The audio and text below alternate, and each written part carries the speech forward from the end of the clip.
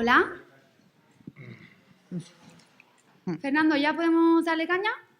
Venga, muchas gracias. ¿Qué tal? Buenas tardes, bienvenidas y bienvenidos a la Uni del Barrio, Universidad Popular que nació en el mismo momento en el que este teatro abrió sus puertas, pues con la intención de generar un espacio para fomentar el pensamiento crítico, ¿no?, de la realidad. Pasa, no te preocupes. Nada, yo soy Cristina García, soy miembro de ATAC España, la Asociación por la Tributación de las Transacciones Financieras y la Acción Ciudadana, ¿vale? Y nada, con motivo del 25 aniversario de la fundación de ATAC en España, pues la Uni del Barrio nos ha cedido este espacio, lo cual aprovechamos pues para agradecer profundamente. Y nada, hemos programado una serie de charlas un lunes de cada mes que están unificadas bajo el título de por una sociedad del bien común, ¿vale?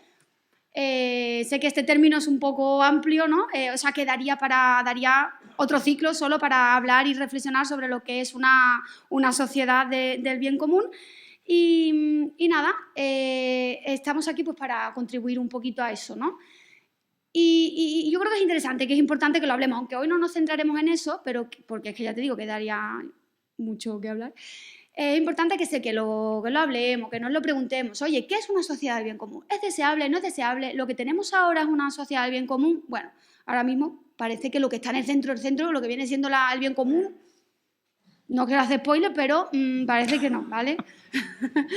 Ahora mismo, por decirlo así como un poco asépticamente, lo que está en el centro es el beneficio privado, ¿no? Se supone, nadie se asuste, que esto es bueno.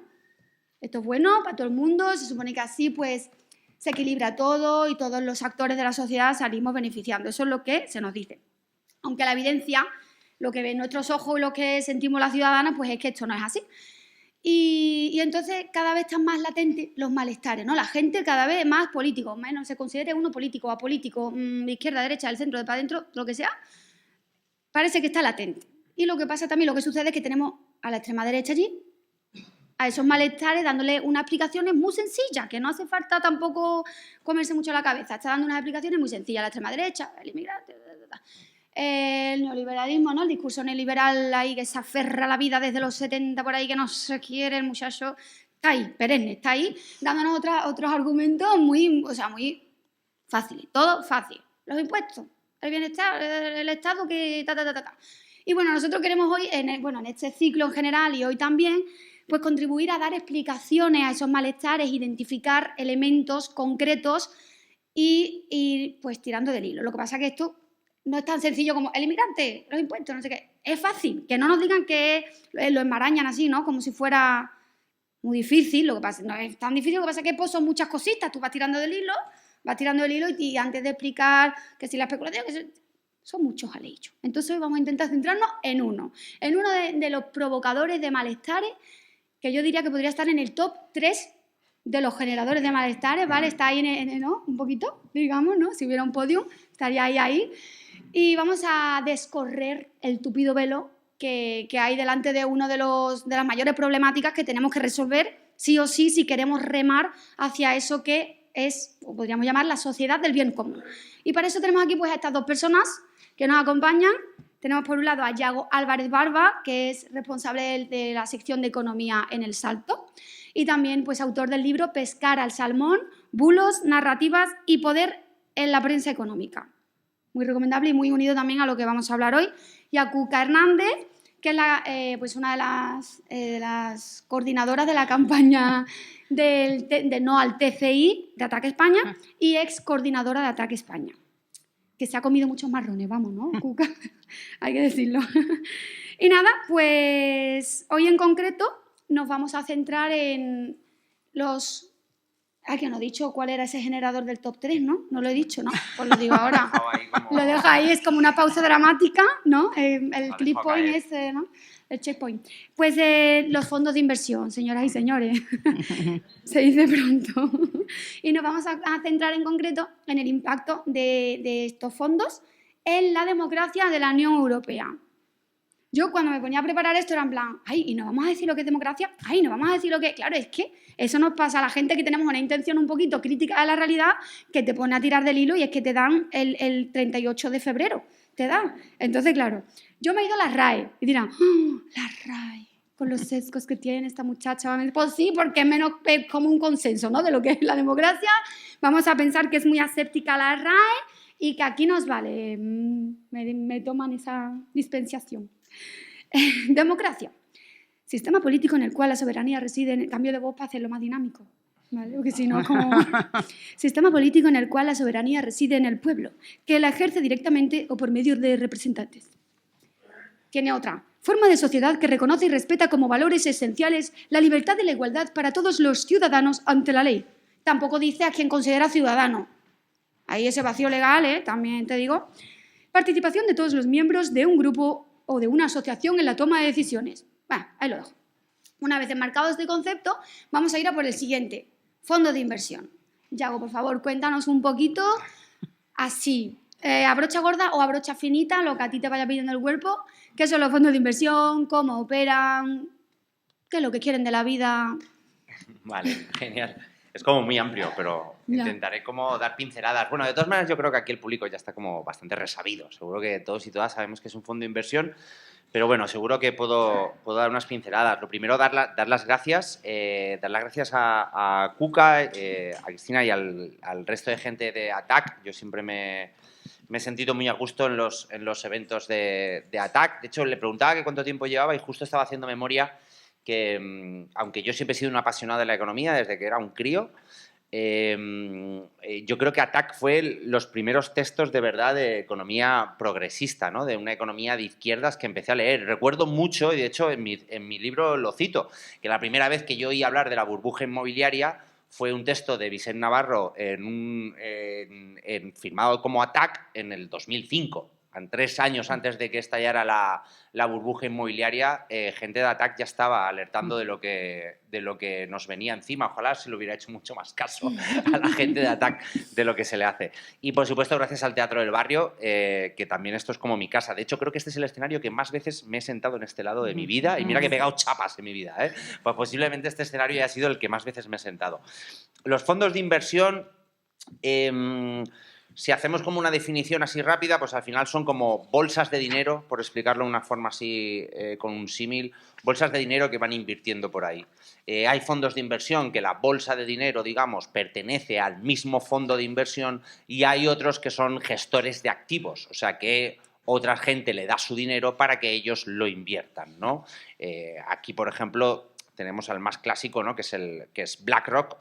BlackRock, se habla mucho del poder de BlackRock y tal, pero el dinero no es de BlackRock, ¿no? El dinero es de gente que se lo presta a BlackRock, como un ejemplo así rápido. Pero luego yo creo que también igual la distinción que tendríamos que hacer, yo creo que es la de fondos que invierten a largo plazo, que es, digamos, el valor económico progresista, de progreso, de tal, ¿no?, basado en los valores del capitalismo que debería tener las inversiones. O sea, yo creo en esta empresa o en este sector, yo creo que puede dar un beneficio a largo plazo, invierto dinero, lo dejo ahí y espero años a que me vayan dando los dividendos, ¿no? Esto era como la estructura básica de lo que era un fondo de inversión, hasta que llegamos al proceso, sobre todo, de la financiarización de la economía, ¿no? Yo siempre, cuando hablo de la financiarización, no puedo evitar irme a hablar de Thatcher y Reagan, ese eje del mal neoliberal que tuvimos a finales de los 70, a principios de los 80, que fue como un pistoletazo de salida a lo que fue esa globalización de la economía, esa libertad para los capitales, no para las personas, pero para los capitales siempre, y esa financiarización de la economía, que es ese concepto que viene a decir, más o menos explicándolo rápido y en un símil, que hay un total desacople de lo que es la economía financiera de la economía real, ¿no? Las inversiones ya ni siquiera van a invertir en empresas que puedan generar un tipo de riqueza, que puedan fabricar un simple producto, sino que entran en circuitos financieros en los que el dinero llama al dinero, se compra, se vende, se especula, se invierte sobre derivados que simplemente son productos financieros que están indexados, o sea, que se fijan en otra cosa, ¿no? El derivado del Bitcoin, pues ya no es el Bitcoin, ya no es algo que ya no es nada, sino que es algo que se mira en algo que no es nada, ¿no? Y entonces tú puedes invertir en un derivado del Bitcoin, ¿no? Esa financiarización de la economía ha hecho que este tipo de fondos lo único que quieran es entrar y salir y ganar dinero, ¿no? Aquí es donde entraría, digamos, esa definición que en inglés se suele decir hedge funder o tiene varias definiciones, pero que desde los movimientos sociales y la calle hemos traducido por fondos buitre, ¿no? Por los carroñeros, ¿no? Por esos que van, entran y salen. Los fondos buitre suelen tener una vida en mente de 5 años como mucho de sus inversiones, como mucho. Algunas son mucho más cortas. Se les dice buitres porque van y recogen la carroña de empresas que están a punto de quebrar, las compran muy baratos, les meten un poco de dinero, un poco de empuje o un poco simplemente de sinergias con otras empresas que ya tienen y cuando las reflotan un poco las venden, ¿no? No se quedan a mantener la empresa, a mantener la inversión, a estar en un sector, ¿no? De aquí creo que es una de las cosas que se llama buitre. Otra de las cosas por la que les hemos acabado llamando buitres es porque no tienen ningún tipo de escrúpulos, son carroñeros puros y duros, ¿no?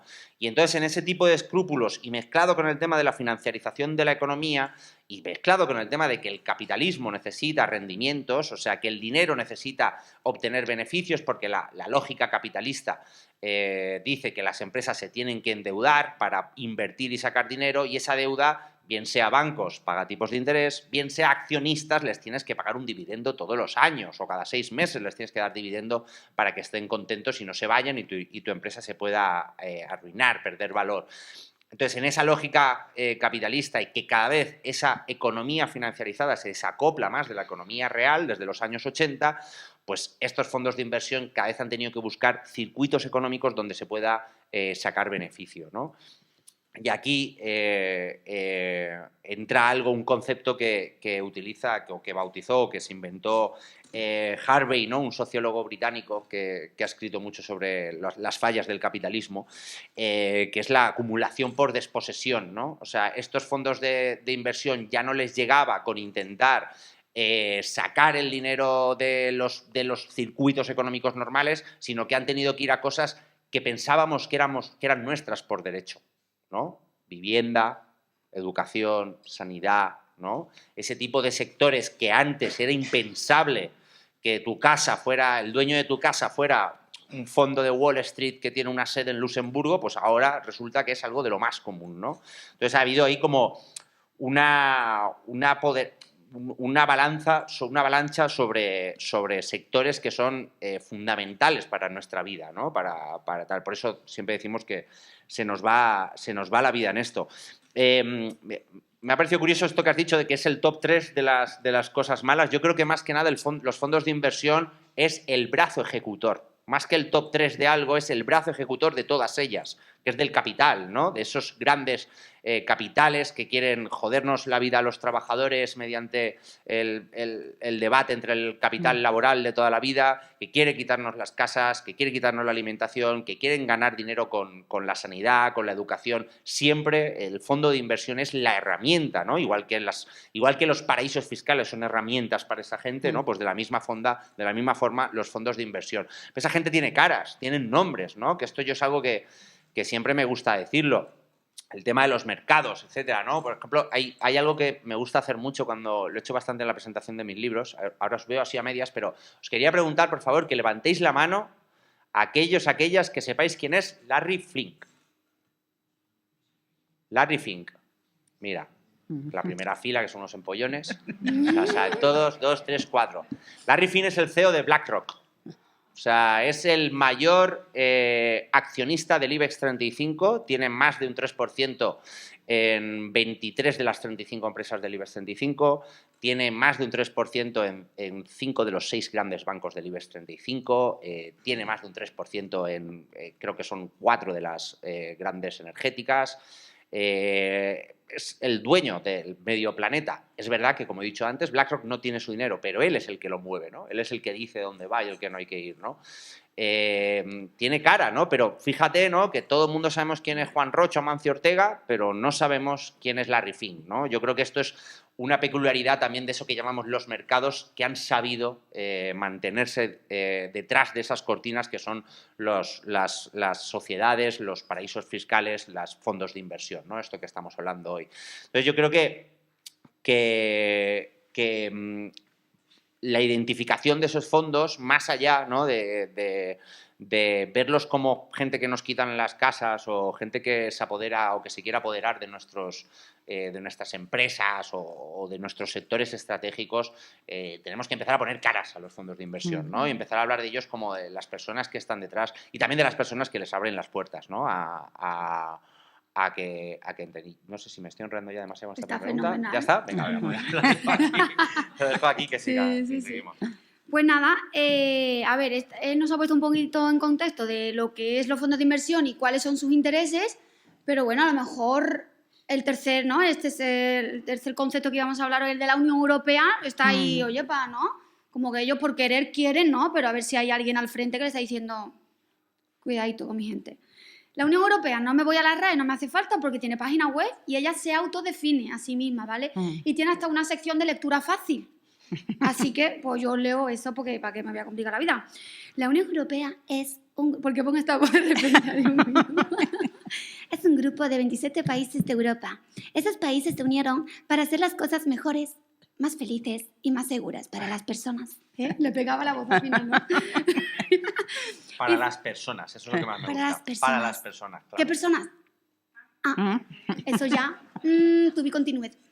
Y también señala una serie de principios y valores comunes que subyacen a la Unión Europea: libertad, democracia, igualdad y Estado de Derecho y fomento de la paz y la estabilidad. No concreta. ¿La paz entre qué? Entre clases sociales, bueno, pues la tienen, ¿verdad? Estabilidad, algunos más que otros, también te digo, pero bueno. En fin, Cuca, cuéntanos, porque se supone que nosotros pues tenemos unos representantes, ¿no?, que pues nosotros le votamos y ellos velan por nuestra igualdad, libertad, Estado de Derecho, bla, bla, bla, bla. Cuca, cuéntanos, por favor, danos una alegría. No, tendrías que mentirme y Cuca no miente nunca. La presencia y la dinámica de los fondos de inversión, ¿cómo limitan la capacidad de los gobiernos? ¿Hasta qué punto llega su poder? Pues, vamos a hablar de quién le abre las puertas a los fondos de inversión para que precisamente limiten e incidan en nuestros derechos.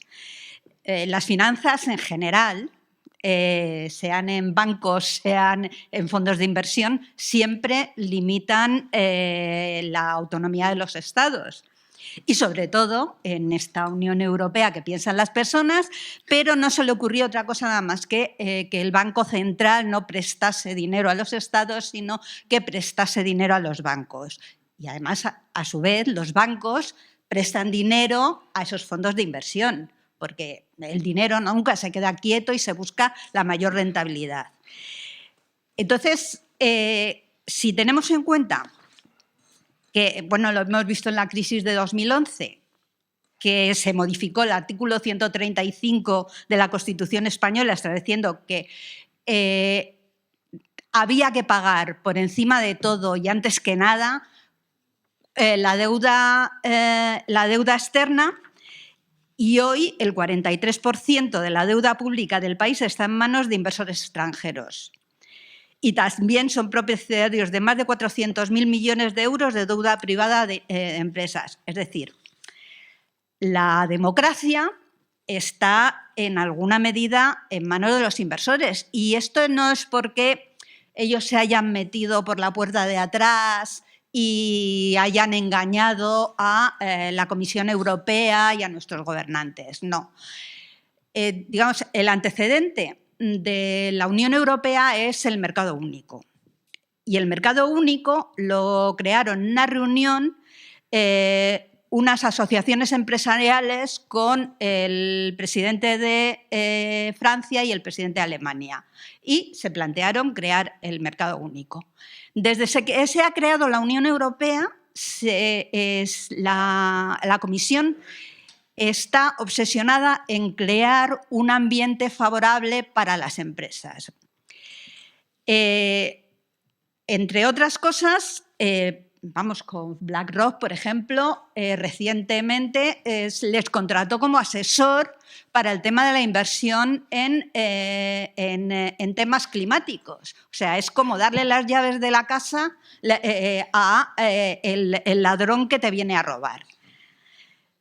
En la Unión Europea, los lobbies se gastan una pasta, las empresas, tremenda. Por ejemplo, los bancos y finanzas, y vamos a centrarnos solamente en bancos y finanzas porque es que es tremendo, se gastan 53,75 millones de euros al año en esto, y además esto es lo que declaran. Lo que se sabe, efectivamente. Y esto es lo que declaran, en hacer lobby en la Unión Europea. Todos sabemos que se crean reuniones, el G20, el G7, tal. Los primeros que están invitados ahí y que muchos además pagan los viajes a los gobernantes son estos lobbies para que esos gobernantes y esos políticos representen sus intereses en el panorama internacional. Hemos visto recientemente, cuando se celebró la COP en Madrid, cómo eran las grandes energéticas que además ponen una vela a Dios y al diablo, es decir, que inventen tanto en energías renovables como en energías fósiles, las que financiaban ese encuentro. O sea, todo el mundo se preguntaba cómo es posible que los españoles, que improvisamos tremendo, en un par de meses organizan una COP que no se podía organizar no me acuerdo en el sitio en Chile. Pues lo organizamos con la financiación de las empresas energéticas y otra serie de empresas. Las finanzas... Luego hay las puertas giratorias. En inglés, traducido del inglés es captura corporativa, pero eso lo hemos visto recientemente, pues, por ejemplo, Rafael Catalá, que está en un fondo de inversión relacionado con la sanidad, que ha sido ministro. Hay puertas giratorias de nuestro querido Felipe González, que está permanentemente tronando por temas, por las decisiones que toma el Gobierno. Es decir, hay puertas giratorias no solamente en España, es decir, que muchas veces pensamos que somos los chorizos. O sea, hay puertas giratorias en todos los sitios. La Dirección General responsable de la regulación financiera en la Comisión Europea tiene un problema de puertas giratorias. Prácticamente todos sus directores y todos sus directivos han estado trabajando antes o después en una entidad financiera o en un fondo de inversión. Entonces, estos señores está claro que van a trabajar para ganarse el sueldo después de su actividad de asesores en la Unión Europea. En la economía española estamos viendo que hay carteras industriales de grandes bancos españoles que se han reducido notablemente. Y BlackRock, Vanguard, Capital Group, JP Morgan, Fidelity controlan continuamente más de 115.000 millones del IBEX 35. ¿Esto cómo puede ocurrir? Pues los gobiernos, el gobierno más progresista del mundo y los anteriores que no eran tan progresistas, generan un ambiente favorable para la inversión extranjera. Viene tanto por las puertas giratorias, por los lobbies, como por el empeño que tiene la Unión Europea en crear tratados de libre comercio donde los beneficios de las grandes empresas, de los inversores, estén garantizados con una serie de mecanismos. Y esos mecanismos, vosotros seguramente... ¿Alguien sabe lo que es el ISDS? No es una droga, ¿eh? Que os veo. Pues el ISDS es un mecanismo de resolución de conflictos entre inversor y Estado, que existe en casi todos los tratados de libre comercio, de mal llamado libre comercio. Ese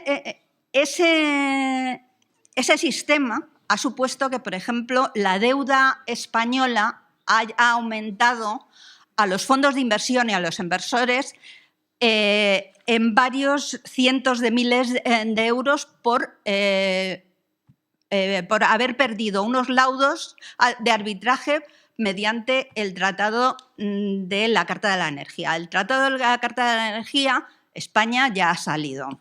Y la Unión Europea hemos conseguido, de vez en cuando tenemos que decir una buena noticia, las luchas de la gente ha conseguido que la Unión Europea también salga del Tratado de la Carta de la Energía. Pero es un tratado que era fundamentalmente y exclusivamente para proteger los inversores extranjeros que querían invertir en energía. De tal forma que, aun habiendo salido de ese tratado, durante 20 años más, todavía acogiéndose al Tratado de la Carta de la Energía, pueden demandar un inversor por cerrar, por ejemplo, las centrales nucleares que están obsoletas.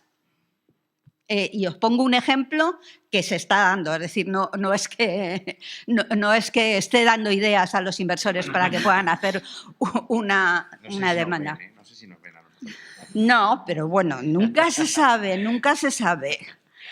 Entonces, es importante ver que se crea un clima de protección a la inversión que va muchísimo más allá de lo que dice de la felicidad de las personas. Porque realmente a la Unión Europea la felicidad de lo que le preocupa es de los inversores y de las empresas que hay en ella. Claro, que al final, detrás de estas decisiones políticas, o sea, estos son decisiones políticas, ¿no? Si se abre el mercado, si se cierra, ¿no? Dice, no, la no regulación es una intervención ya se está tomando un posicionamiento, se están haciendo leyes y políticas, ¿no? Que al final detrás de esto hay una ideología, ¿no? Y entonces me gustaría, Yago, que nos comentaras así un poquito en qué consiste este marco ideológico, en cuál sería el argumentario de esta gente, ¿no? De la propia Unión Europea, que, si no recuerdo mal, uno de los requisitos para ser un país miembro de la Unión Europea era liberalizar empresas nacionales, ¿no? O sea, es decir, ponérsela en bandeja a las empresas, a los fondos de inversión, etcétera, empresas estratégicas, ¿no? En el sector estratégico. Es decir, cuando tú estás diciendo, para entrar en mi club tienes que liberalizar tus empresas de sectores estratégicos nacionales que estaban protegidas de alguna manera, ahí ya los colores se te van viendo un poquito, ¿no? Pero, o sea, de verdad yo quiero como intentar entenderle, ¿no? Nos están diciendo que esto es lo mejor. ¿En qué se basan? ¿Qué es lo que dicen? Cuéntanos. Bueno, pues yo creo que me ha resultado muy gracioso cuando Cook ha explicado que la Unión Europea efectivamente empieza por un puñado de empresarios, Alemania y Francia. Y hoy en día la Unión Europea la gobierna un puñado de empresarios, Alemania y Francia. O sea, no ha cambiado absolutamente nada en la toma de decisiones de la Unión Europea. Nada, absolutamente nada. De hecho, hasta el Reino Unido entró y dijo, ¿esto qué mierda es? O sea, estoy aquí con Francia y Alemania. Y fue uno de los principales motivos, yo creo, que impulsó el Brexit.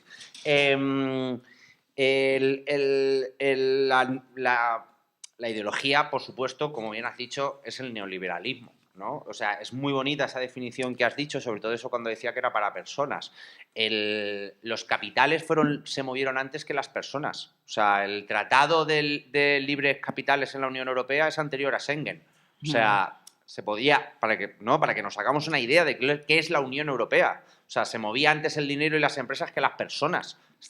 Está diseñada para los capitales. De hecho, la excusa, aparte de todo esto que decían, era que si comerciábamos mucho entre nosotros no nos íbamos a matar entre nosotros, ¿no? Porque esa era la teoría, era la ley del carbón, de la CECA, para si Francia y Alemania dependen económicamente uno del otro, no se matarán uno al otro como nos pasó como en la Segunda Guerra Mundial, ¿no? O sea, esa es como, digamos, la base teórica en la que se cimentó, pero al final la realidad es esto, ¿no? Que es una unión de países en una unión totalmente económica. Y lo económico y los capitales son completamente lo principal. Claro, esto lleva sobre todo a muchos problemas en el diseño, ¿no? Podría contaros 1000 críticas sobre la Unión Europea, pero yo creo que hay una que es básica en su diseño.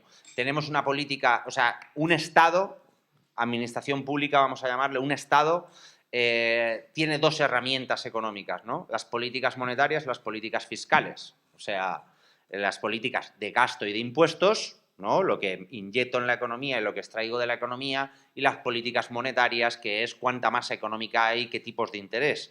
Pues en la Unión Europea hemos centralizado las políticas monetarias en el Banco Central Europeo, un organismo que siempre hay que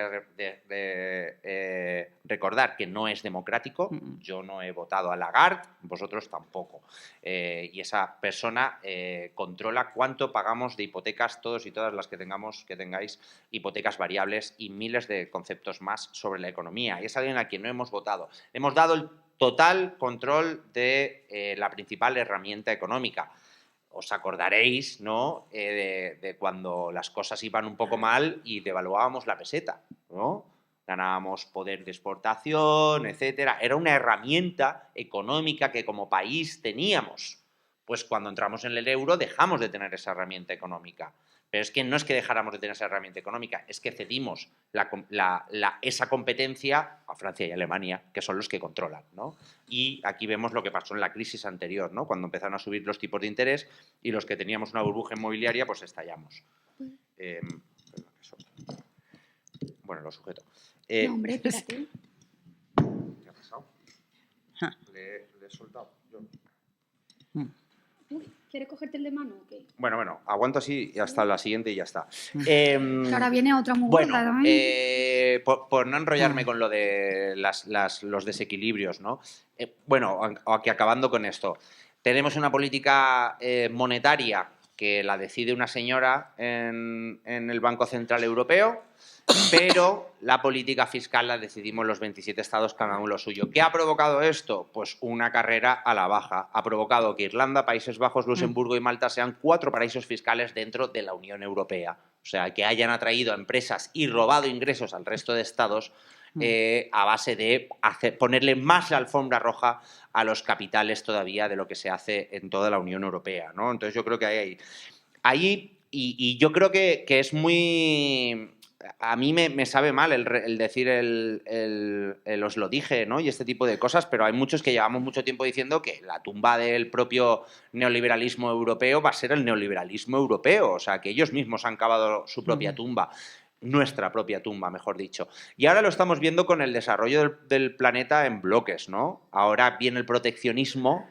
Nos damos cuenta que Estados Unidos lleva protegiendo a sus grandes empresas toda la vida. Estados Unidos siempre ha protegido a sus multinacionales, siempre ha protegido a su sector tecnológico, etcétera.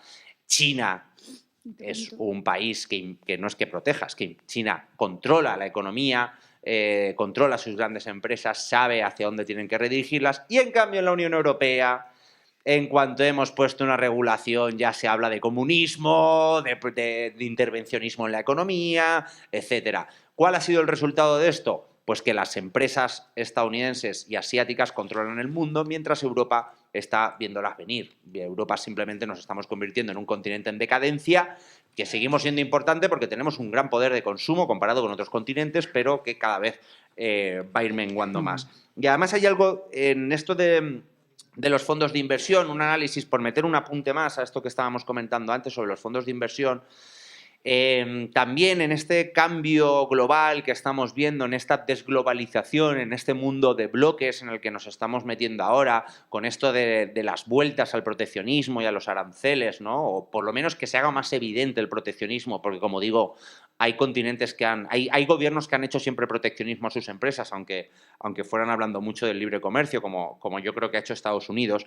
Creo que también hay un detalle en esto de abrirle las puertas, que también ha habido un poquito aquí de etnocentrismo occidentalista. O sea, a nosotros no nos importa nosotros, a España, al gobierno español, al progresista y a los anteriores, no les importa que BlackRock sea el máximo accionista o uno de los grandes accionistas de 20 y pico empresas de 35 del IBEX 35. No nos parece peligroso que una empresa estadounidense controle gran parte de la economía. Pero hay, amigo, cuando viene un fondo catarí. ¿Qué ha pasado con Telefónica? De repente, un fondo catarí compra un 10% y de repente el no intervencionismo de la economía, eso que parecía una locura, de repente nos lo saldamos y el Estado compra de un día para otro el 10% de Telefónica. Una empresa que Aznar privatizó a su compañero de pupitre, hay que recordarlo esto, que puso de director a su compañero de pupitre en el colegio, con el escándalo de stock options y etcétera. O sea, una empresa que nosotros privatizamos, algo que supuestamente no deberíamos hacer nunca, ¿no? Según las propias normas de la Unión Europea neoliberal, que es entrar a lo bestia en accionariados. De repente entra un fondo de inversión que sus dueños no tienen la piel blanca como nosotros y ya no gusta tanto. Porque la globalización y el neoliberalismo ha gustado mucho a Occidente mientras sacábamos ventaja. Cuando nuestros fondos de inversión iban y sangraban a los países del sur, cuando nuestra Repsol, nuestra Telefónica iban y sangraban a los países latinoamericanos, nos parecía genial la globalización. Pero hay, amigo, ahora que Asia, que Oriente Medio tiene capital suficiente, bien sea por petróleo, por las inversiones que han hecho anteriormente o por minerales raros, materiales raros que muchos de ellos tienen ahora, nosotros nos volvemos proteccionistas. España se ha vuelto proteccionista con los fondos de gente que no sea occidental, ¿no? Que es ese nombre que hemos puesto a los países de gente blanca, básicamente, ¿no? Entonces vienen fondos estadounidenses, no nos importa, vienen fondos catarís, saltan todas las alarmas. Lo mismo pasa con las tecnológicas. Google, Facebook, Instagram nos roban nuestros datos a diario sin parar y no pasa absolutamente nada. Pero viene Huawei y TikTok y de repente la Comisión Europea prohíbe que en el Parlamento Europeo se utilicen esas aplicaciones. Estados Unidos ha prohibido TikTok y le está obligando a venderla y han prohibido Huawei, ¿no? O sea, ¿por qué? ¿Por qué nos tiene que molestar tanto los capitales chinos si no nos molestaban los estadounidenses? Pues porque hay para mí, no sé si llamarlo racismo, pero es un etnocentrismo occidentalista que ha aprovechado la globalización cuando les ha venido muy bien, pero que ahora no les viene tan bien. Y me estoy enrollando un montón, ¿verdad? No pasa nada, yo sé que no. En boba. A ver, Cuca, antes nos hablabas del 43% de la deuda pública de España que está en manos de fondos extranjeros, ¿no? Y también de los no sé cuántos mil millones, yo ya me pierdo, también. Que están comprando empresas, ¿no? O sea, como que están presentes en empresas del IBEX 35, un 60%, creo, no sé si lo has dicho, o es que yo lo he leído recientemente. Pues a lo mejor lo has leído. ¿No? En fin, estos son datos, ¿no? Como que... bueno, un 43%, va. Antes yo de venir he quedado para comer con una amiga y se lo contaba yo, tía, el 43% de la deuda pública, y ella... ¿Y qué pasa? Y yo, claro, pasan cosas, vale, pero bueno, Cuca te lo explica. Y nada, esa es la pregunta, ¿no? ¿Esto en qué se traduce? O sea, porque la soberanía de un país se puede ver comprometida encima ya de que lo que comentaba Yago, ¿no? Que no tenemos ni soberanía, ya de por sí, soberanía monetaria, bla, bla, bla. La soberanía fiscal está, pero... al final, si hay una competencia tan grande, ¿hasta qué punto tal? Pero bueno, me quiero centrar sobre todo en ese 43% de deuda pública y eso, ¿de qué manera afecta? O sea, si algún momento algún gobierno hace algo que a esos fondos extranjeros que tienen ese 43% de deuda, ¿cómo pueden responder, ¿no? Que están siempre ahí con la amenaza de que me voy, ¿qué pasa? ¿Qué pasa si se van? ¿Es realmente una amenaza? ¿Pueden realmente generar un problema? Lo pregunto súper genuinamente, porque... A ver, yo, que no soy economista...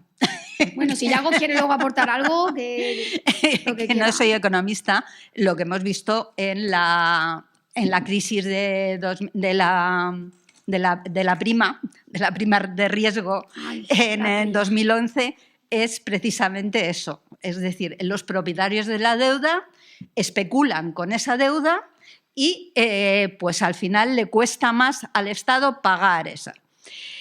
Luego, ¿cómo funciona el que sean propietarios? Por ejemplo, una cifra también que tengo por aquí. En España, es de las principales economías receptoras de compraventa de vivienda de fondos extranjeros.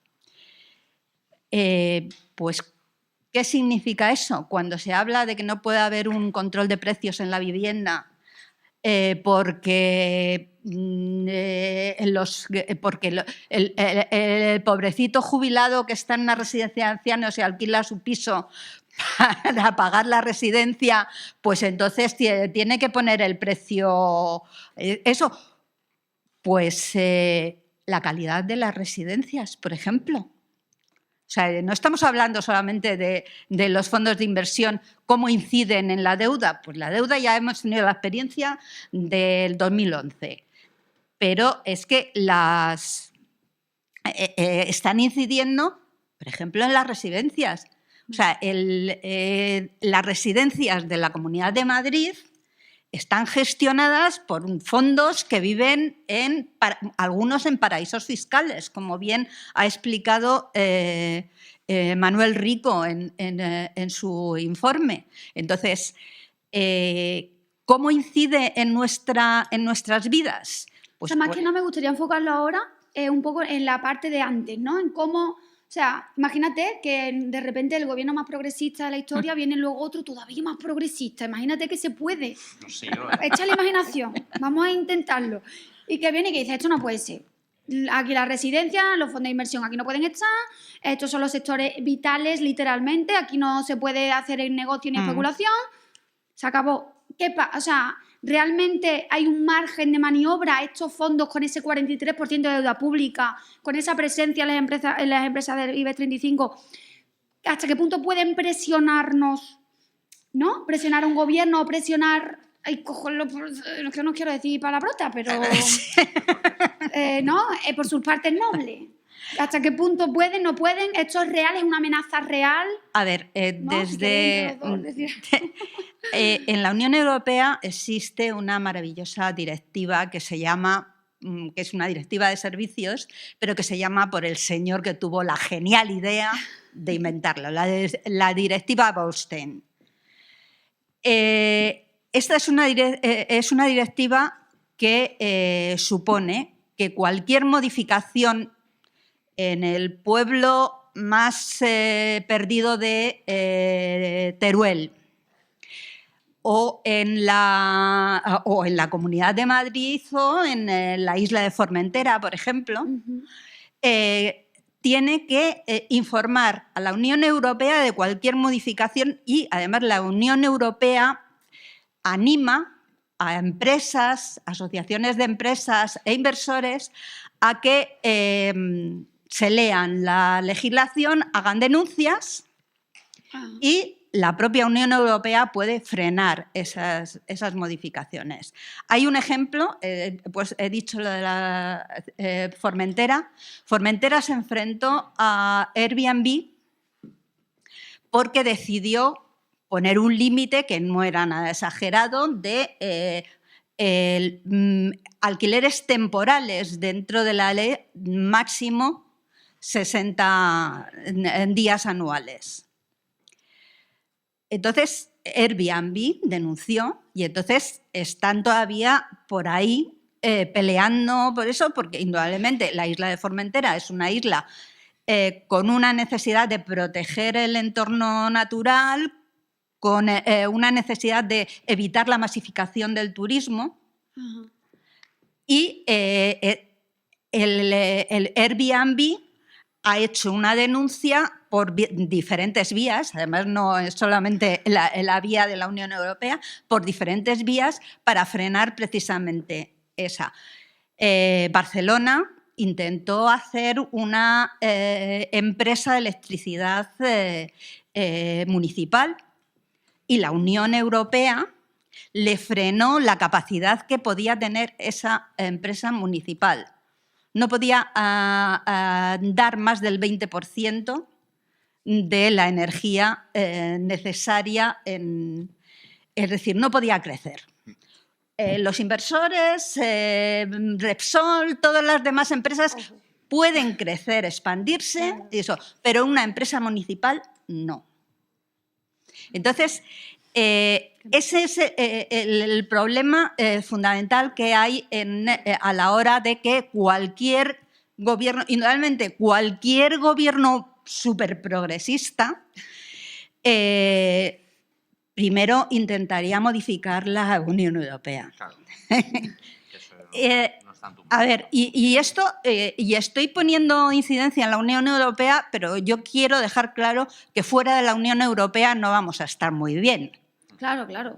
O sea, Sí. que estamos mejor unidos porque los países europeos tenemos mucha historia, mucha arrogancia y eso, somos muy etnocentristas, como decía Yago, pero somos muy pequeños, cada uno por nuestro lado. Y, digamos, tendríamos muy poca capacidad de competir, y competir es una palabra que odio, pero sobrevivir en un entorno económico global.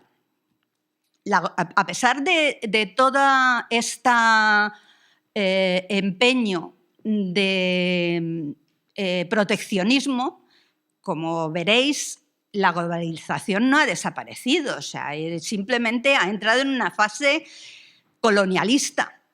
Es decir, el señor Trump lo que quiere es expandir sus territorios y ya no, él no se plantea comprar, se plantea apropiarse y ya está.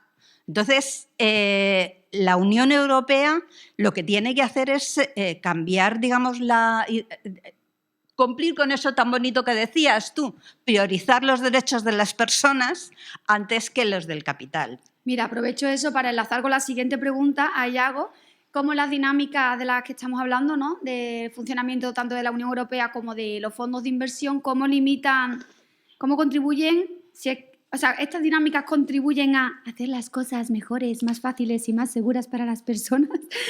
¿Cuáles son los resultados para la ciudadanía, ¿no? ¿Cómo esta ideología y su aplicación política afectan nuestras vidas? Que ya lo apuntaba Cuca, ¿no?, con el tema de las residencias y demás. Que, bueno, si quieres desarrollar un poquito más eso, Yago, cuéntanos. Sí, no, también por contestar un poco lo de antes, que igual se ha quedado un poco a medias la pregunta, ¿no? Que decías que qué pasaría si intentáramos echar a los fondos, por ejemplo, de las residencias. Primero, la Unión Europea no nos dejaría. Mamá. O sea, ahí ya hemos perdido, porque no tenemos capacidad de acción sobre nuestro país. Somos una provincia de Europa y claro, como hemos dicho antes, pues mandan esos cimientos neoliberales, el Tratado de Lisboa, el Tratado de Maastricht, ¿no? Y esas bases totalmente neoliberales que tiene, que no me voy a repetir, pero donde, como he dicho antes, los capitales tienen mucha más libertad que las personas. Y nosotros y nosotras, nuestros gobiernos, tienen una capacidad de reacción muy pequeña. Entonces, no podríamos echar. Podríamos igual hacer lo que hemos hecho si, vuelvo a repetir, perdóname que sea pesado con el tema, pero si entra un fondo que no sea norteamericano o que no sea europeo, que sea asiático o de Oriente Medio, igual te permiten hacer lo que ha hecho el Estado, entrar un 10% de Telefónica, que repito que esto era algo que hace 5 años hubieran dicho, madre mía, estos comunistas locos, ¿no? Y ahora hasta von der Leyen nos dice, sí, hacerlo. O sea, que mira cómo están cambiando las tornas. Pero luego, por otro lado, o sea, los fondos nunca se van a ir por su propio pie, que esto también yo creo que es algo que hay que repetirlo, ¿no? Porque también se machaca mucho esto de si subes los impuestos se va la inversión. Mentira, ¿sabes? Porque los impuestos se pagan sobre beneficios y además tienen ingeniería fiscal de sobra. Por mucho que le sumamos los impuestos, ellos no se van a ir porque siempre van a seguir obteniendo más beneficios de lo que pagan de impuestos. Siempre.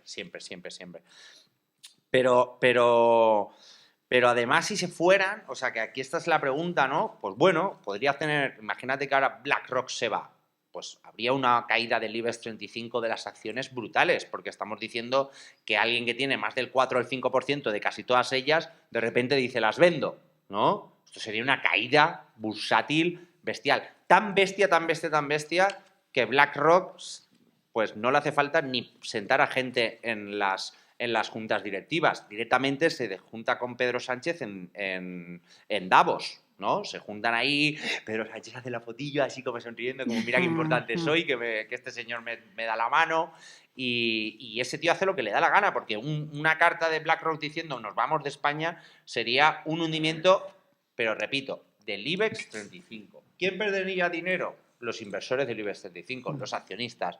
¿Tú, yo, nosotros, nosotras? No, ni siquiera los empleados de empresas del IBEX 35, porque una caída en las acciones, en el valor de las acciones, no tiene por qué traducirse en despidos, como mucha gente cree, ¿no? Que mucha gente cree que cuando cae la empresa despiden, cuando suben contratas, no funciona así la cosa, ¿no? Sí. Es un valor especulativo, es un valor de lo que los accionistas creen que valen en el mercado, ¿no? De cuánto creen que tendrían que pagar por cada acción, piensan si está baja, piensan si está alta. Y si los fondos de inversión se fueran, sobre todo los buitres, pues podríamos tener como una escasez de liquidez, por llamarlo de alguna manera, de financiación directa y rápida, pero esto al final se acabaría supliendo por otro tipo de capitales, porque al final no es una cuestión de decir no queremos que venga el dinero a este país, lo que queremos es que haya ciertas legislaciones, que haya ciertas normativas, que haya ciertos sectores intocables o que haya ciertos sectores donde si quieres entrar tengas que cumplir ciertas baremos, llamémosle éticos, sociales, lo que sea, ecológicos, ¿no? Etcétera.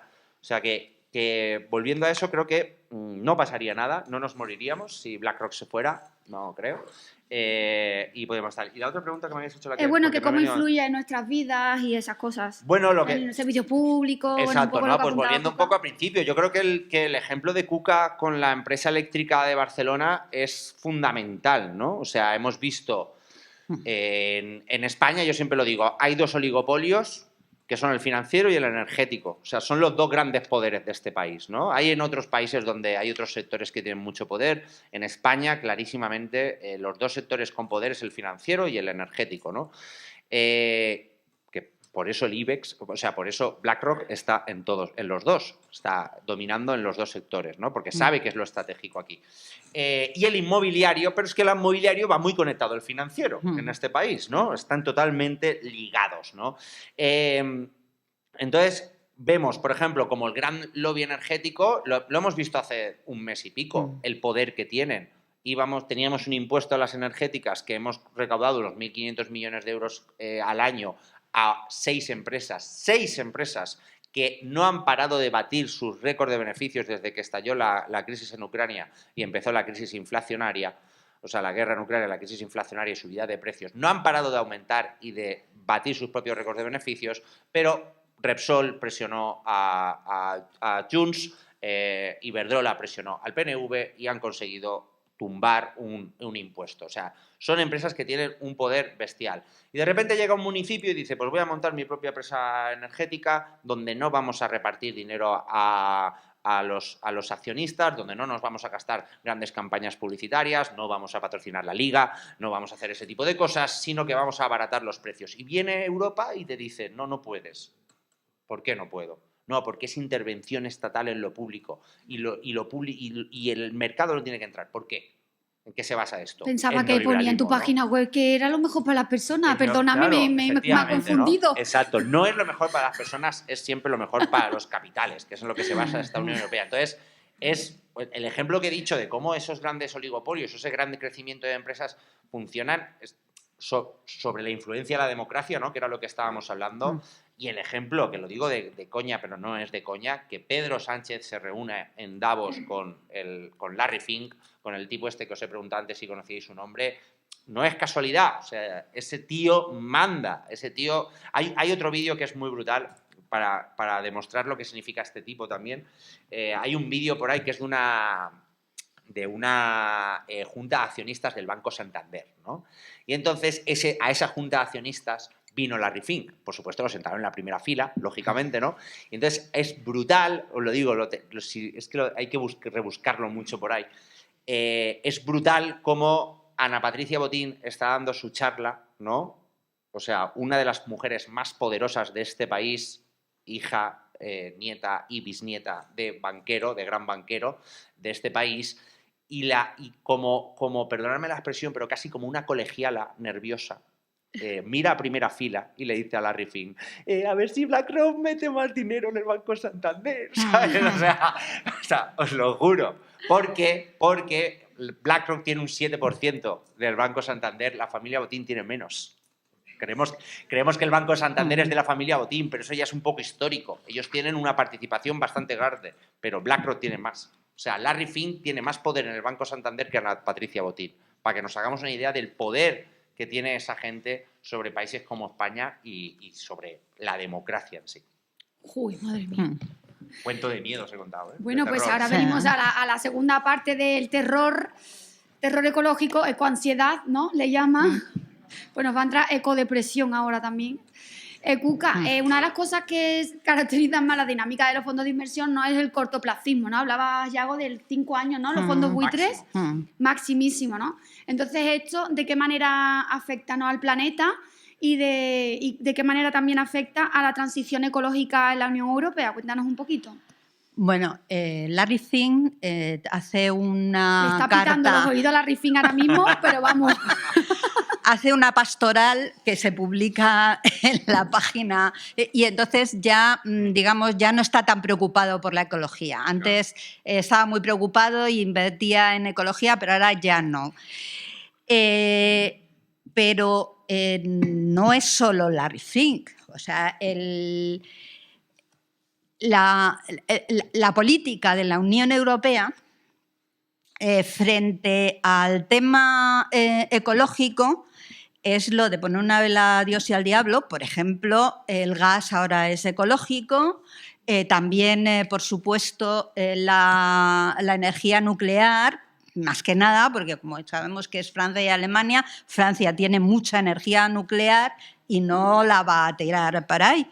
Pero sobre todo, os voy a leer una... Bueno, hay un freno, por ejemplo, los ecologistas tienen una pelea tremenda con el tema del bisfenol A, que es un producto químico que está en todos los productos, en la botellita de plástico, en los plásticos del interior de las latas, etcétera, que es un disruptor endocrino y que se está pidiendo que se prohíba. Se ha conseguido que se prohíban los biberones, que ya es algo, pero se está retrasando permanentemente por todo eso, por las químicas, las empresas químicas y sus inversores no están dispuestos a generar, a cambiar esto. Pero sobre todo, después de la pastoral de Larry Fink, nuestra excelsa presidenta de la Comisión Europea ha lanzado la ley Omnibus, que es una ley que intenta de crear un ambiente más favorable, más todavía, para las empresas. Entonces, del Pacto Verde Europeo, ya el 80% de las empresas ya no van a tener que hacer una declaración de sostenibilidad. La directiva de diligencia de vida que se lanzó hace un año y pico y que todos los que trabajamos en eso nos parecía muy floja y que realmente era una directiva hecha a la medida de las empresas para que no se preocupasen y simplemente con que ellos declarasen que en todas las líneas de valor de todos sus colaboradores, compradores, vendedores, fábricas y demás, lo han controlado todo y que está bien. Es una declaración como una declaración de responsabilidad. Entonces, ahora tampoco van a tener que hacer esa declaración porque quieren facilitar que los inversores hacen a las empresas y que no se limite eso. Con lo cual, el tema de la ecología, ¿cómo está? Pues como diga el señor Larry Fink, ¿para qué pregunto?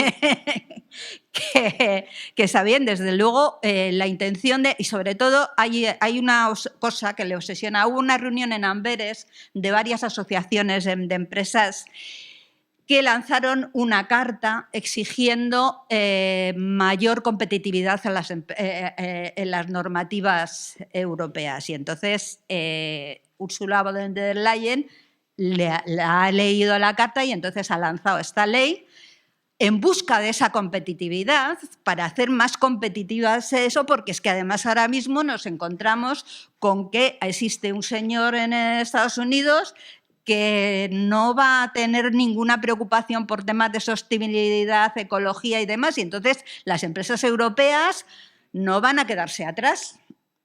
Entonces, la competitividad que se plantea desde la Comisión Europea en estos momentos es eso.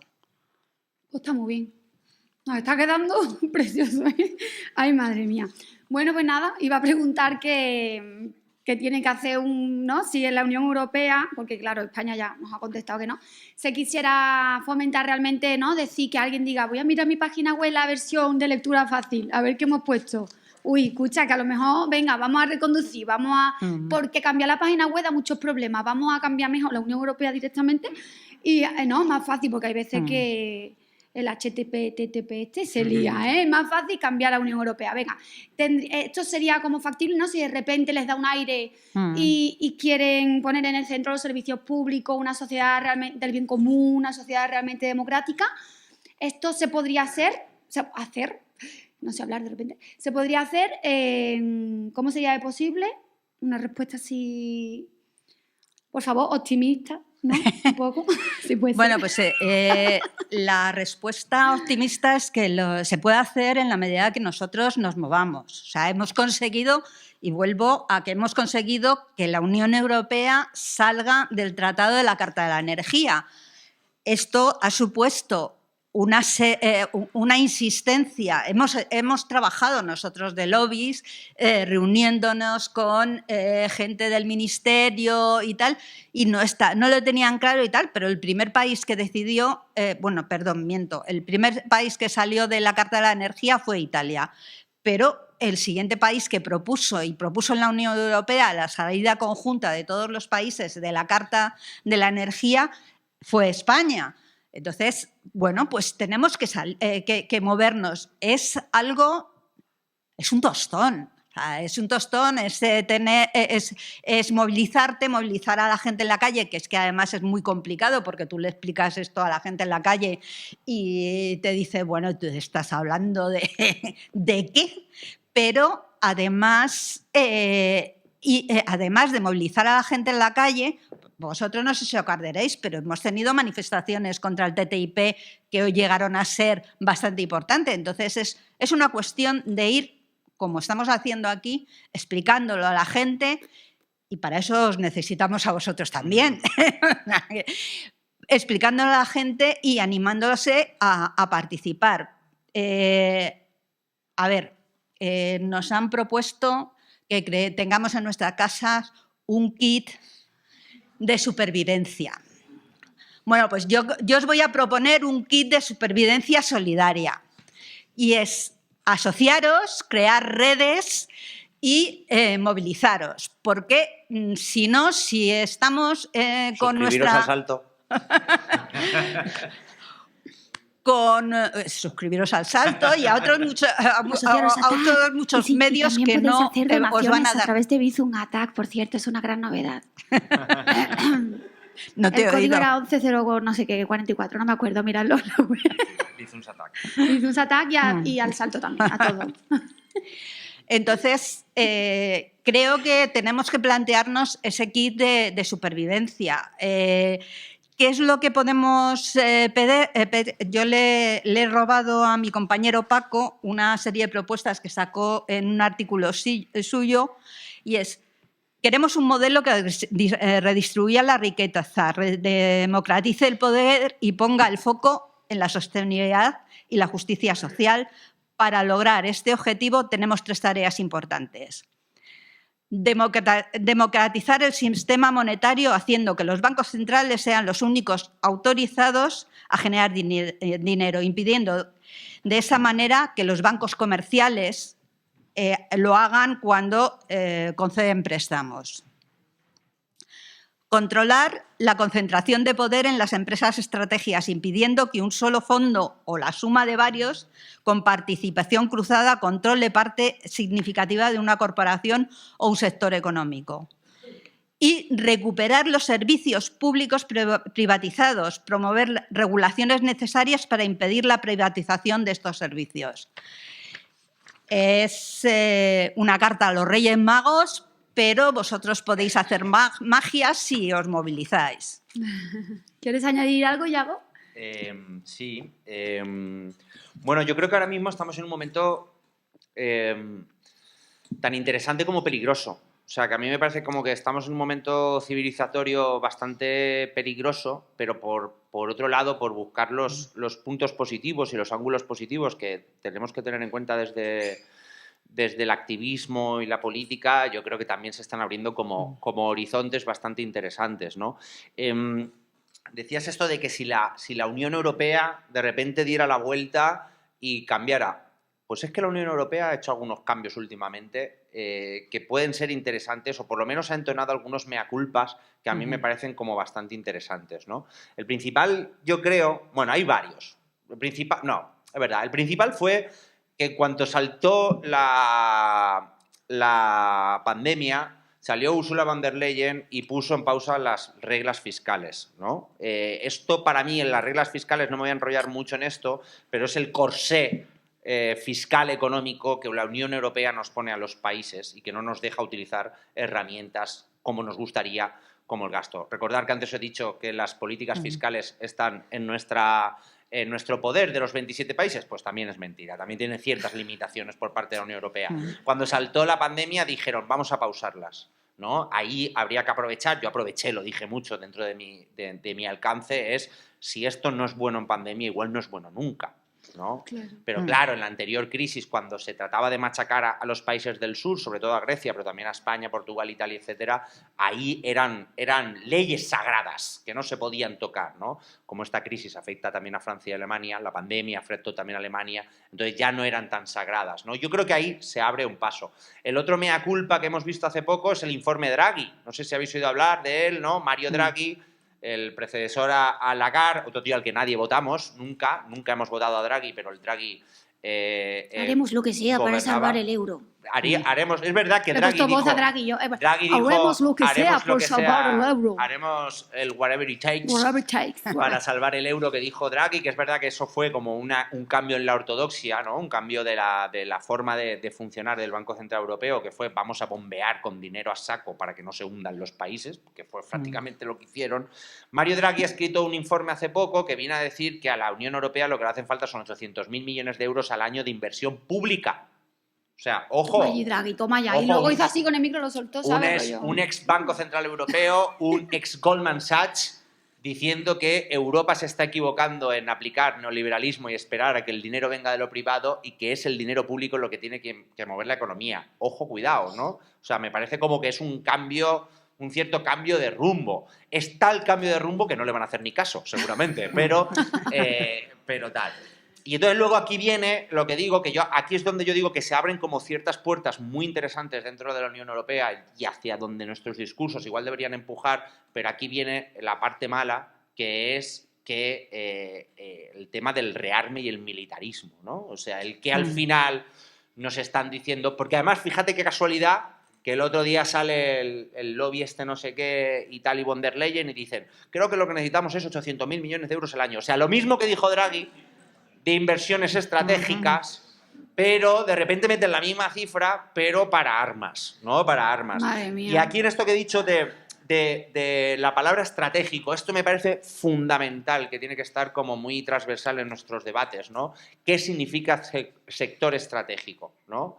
No dejamos que entre un fondo catarí en Telefónica, porque Telefónica es fondo estratégico, pero sí que dejamos que entren en las residencias de mayores, ¿no? Los fondos de inversión. Los cuidados no son un fondo estratégico, o sea, no es un sector estratégico, quiero decir. O sea, la salud no es un sector estratégico, ¿no? Entonces, claro, la educación no es un sector. Entonces, aquí vemos como la Unión Europea de repente dice, sector estratégico es la energía, no depender del gas ruso, los microchips, no depender de los microchips chinos y de Taiwán, y el rearme, la industria armamentística, ¿no? O sea, para mí el debate sobre lo estratégico que está habiendo en Europa es donde ahí tenemos que tirar, ¿no? Claro. Estratégico en la salud y la educación, eso es estratégico, ¿no? Y los cuidados son muy estratégicos también. La energía es estratégica, claro que sí, queremos tener energía verdes y limpias, no energías en manos de 4 empresas, de un puto oligopolio, ¿no? Eso tiene que ser estratégico. Entonces, sí, el sector agroalimentario, ¿no? Que están comprando también el país terreno a terreno. Brutal, el tema agroalimentario es algo brutal en este país, como los grandes... De hecho, hace poco estuve en unas charlas en Castellón que me invitaron de esto, de los fondos de inversión. Yo hacía como la intro, como he hecho hoy, pero luego hablaban 2 profesores, tanto de... Uno explicaba la introducción de los fondos de inversión en el sector cerámico en Castellón, pero el otro, que venía de Barcelona, hablaba sobre el sector de la alimentación. Codorniu y todas estas empresas catalanas de alimentación de toda la vida ya no están en manos de las familias, sino de fondos de inversión. Y muchos de ellos buitres, que luego se las venden entre ellas. Es brutal como esa gente. Entonces, la alimentación no es un sector estratégico, señora von der Leyen, ¿no? No, porque tú te comes una granada, no es de la que tú quieres, ¿no? Así fresquita en verano, pero bueno, joder, tampoco. No, yo creo que ahí es como tal. Y es que con esto me enrollo, perdonadme, pero, no, dale. Pero también otra cosa, el tema de los aranceles, ¿no? Hostia, de repente ahora, como Trump habla de aranceles, parece que los aranceles sean malos. Oye, pues el proteccionismo, en cierto modo, siempre ha sido una política de izquierdas. Y ahora de repente, como lo dice Trump, yo he leído a gente en redes sociales de izquierdas diciendo, madre mía, qué loco Trump poniendo aranceles. Hombre, vamos a poner unos puntitos sobre las is. Podemos poner aranceles que protejan, por ejemplo, el medio ambiente.